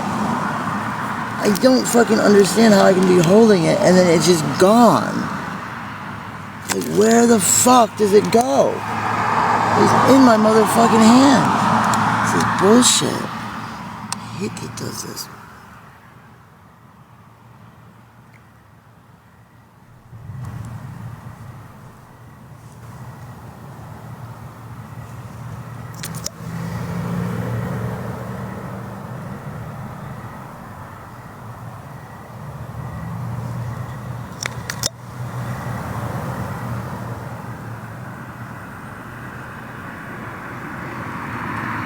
What?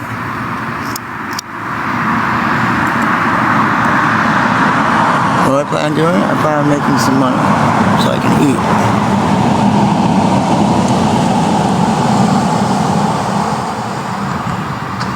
You don't realize there's some people that just get off on me absolutely begging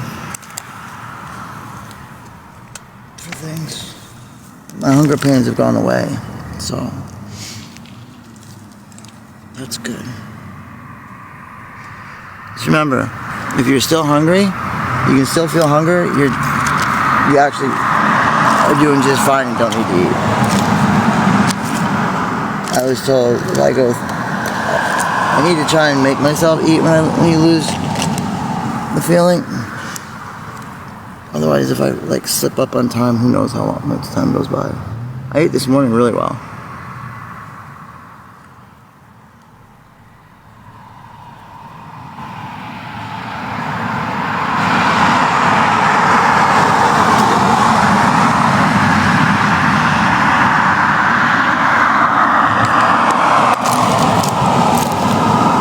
I don't understand how people can't see that for some people, drugs are motivation to work, to have a place to live, to do the drugs, you know? some people, it gets them off their ass.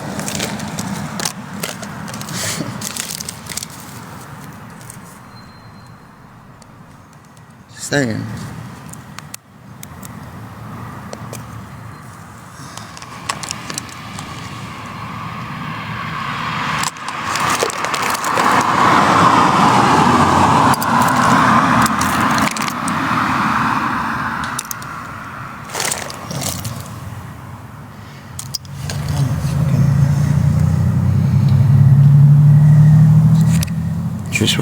Trish, how much money do you have right now?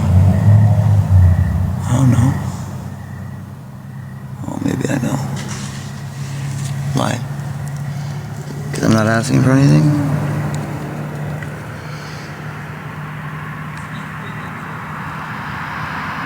Do I have any friends around? No.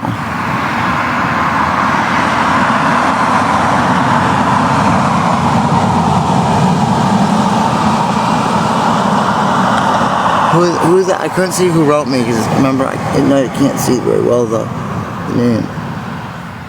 I mean, I have enough to eat.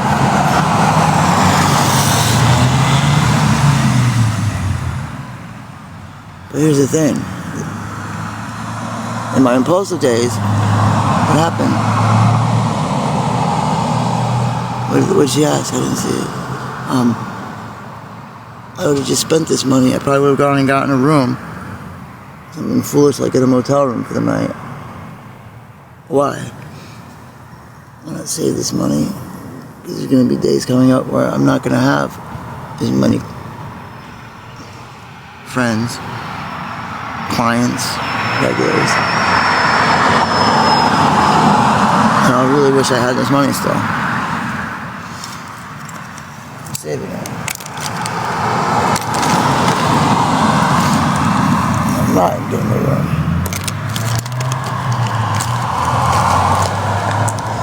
Maybe there's somebody that needs the money more than me.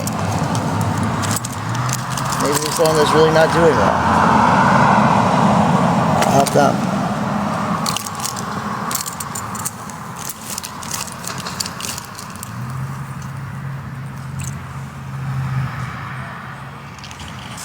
Thank you.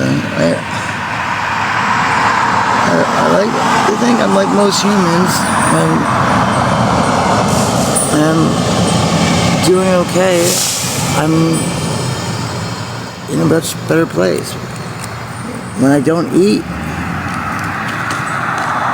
it's very hard for me to be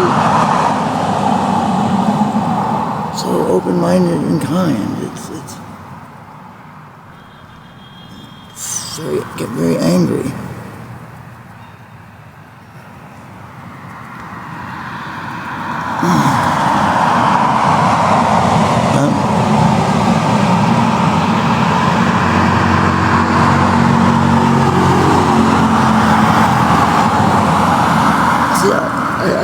I do think about myself, like, if it didn't make me feel better or feel good, I don't think I'd still do it. So in a way, am I being selfish by helping others? I don't think I can say I'm doing it purely for their betterment. I'm doing it to make me feel better too. But I don't think that's wrong. If it helps me and helps them, why not? Like when I really needed something to eat, I didn't care if people gave me money because it made them feel better. That's fine with me. No, I know.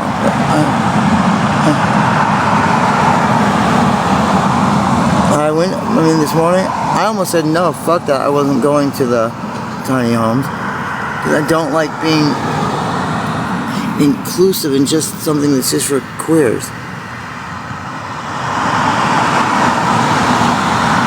You know, I'm more than just a queer.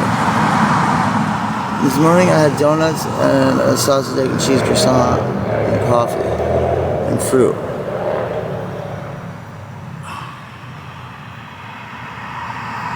What do I see myself doing? What did you do? Here's the thing. Children are actually much more mature than most adults. When children act immature before puberty, then they turn into monsters. Acting childish is usually acting very innocent and kind. Some of the chat was anything but childish.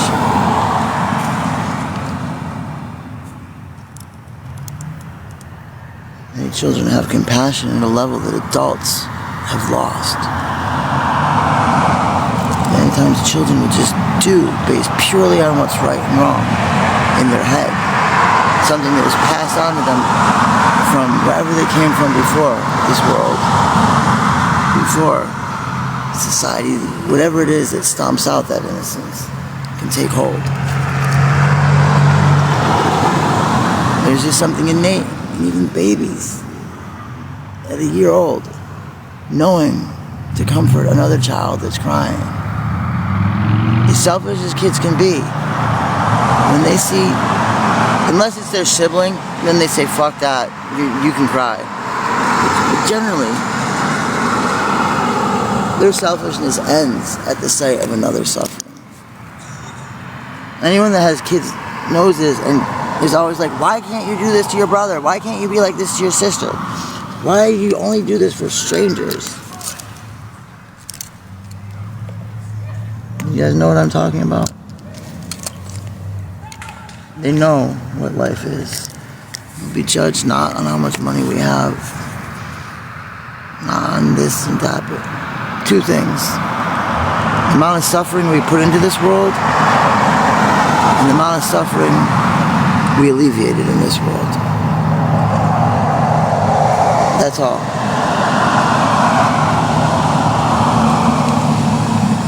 Did you have a net cap of causing or a net cap of relieving? And just neutral should not be your target. At least it shouldn't be. That was the message of Jesus. That is what it came down to. With love your brother, love your neighbor.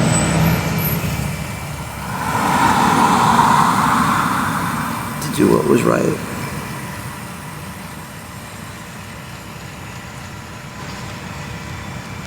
Jesus didn't recognize any borders.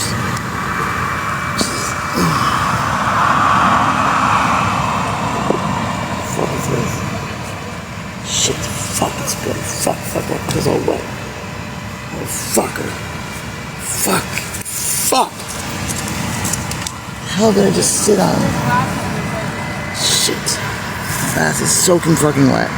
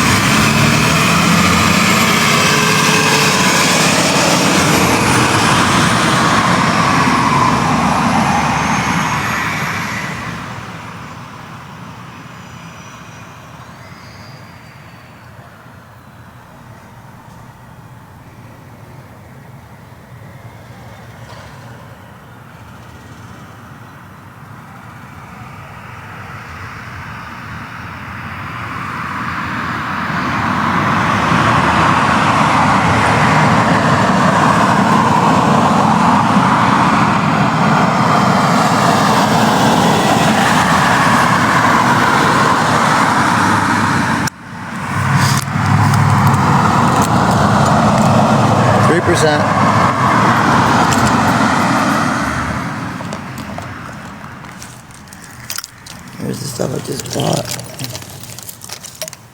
Some of it.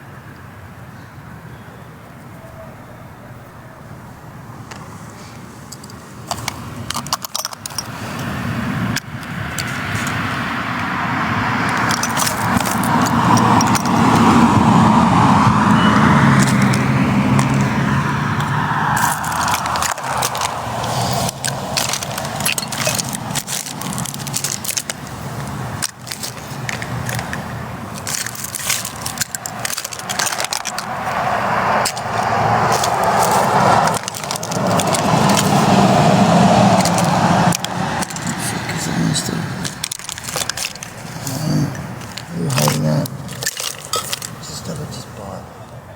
Fudgesicles, mother fudgesicles. Where'd you go?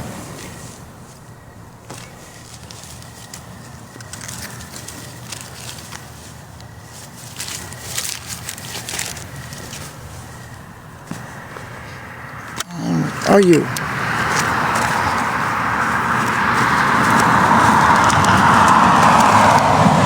Where did it go?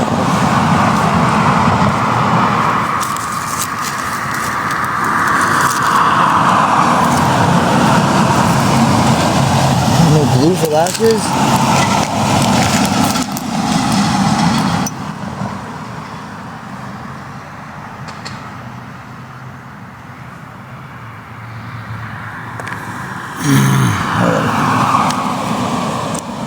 Okay, where's the mail?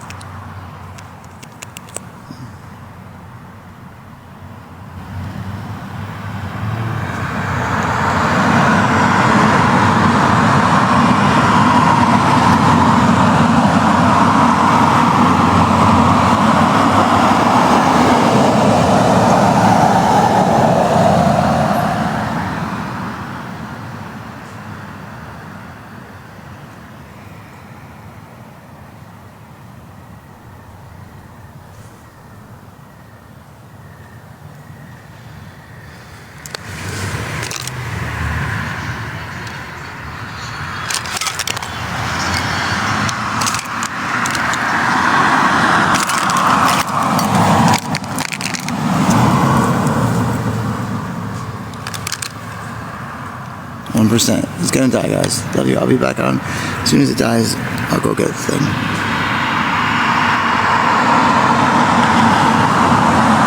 So I can't read comments. Then I'll get on. I'll look at it.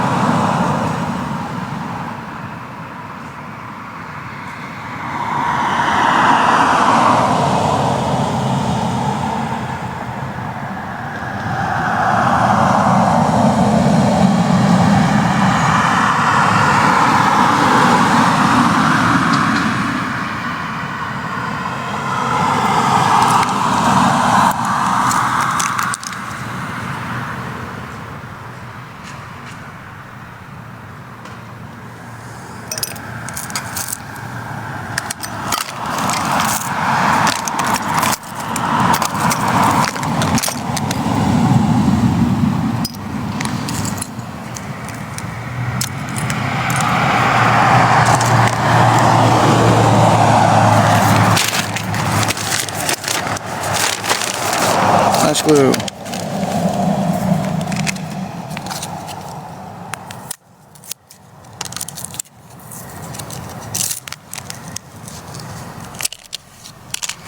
I don't even know if Dollar Glue works from Dollar Tree. Dollar Tree has some good makeup. You just gotta get there before everyone steals it.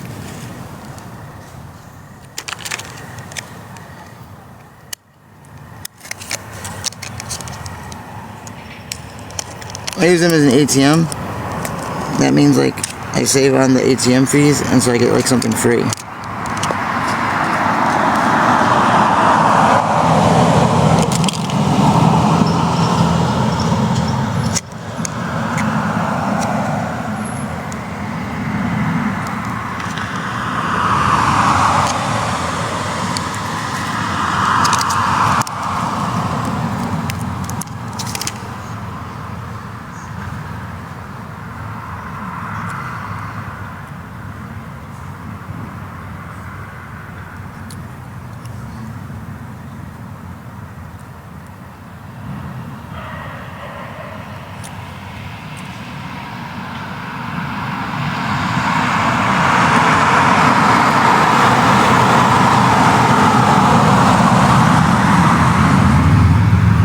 That's Lennon. I've known them. I've known her and her family a while. So please don't make any judgments.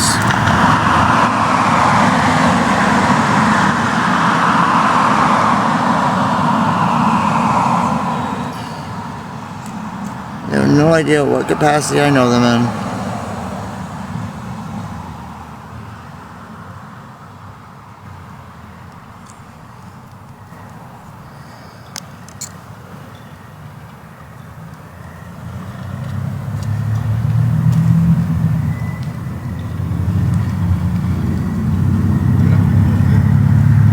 Bonjour, ça va bien aujourd'hui? Ce soir? Calice de tabernacle. Where did the other fucking thing go? Where did the other motherfucking lash go?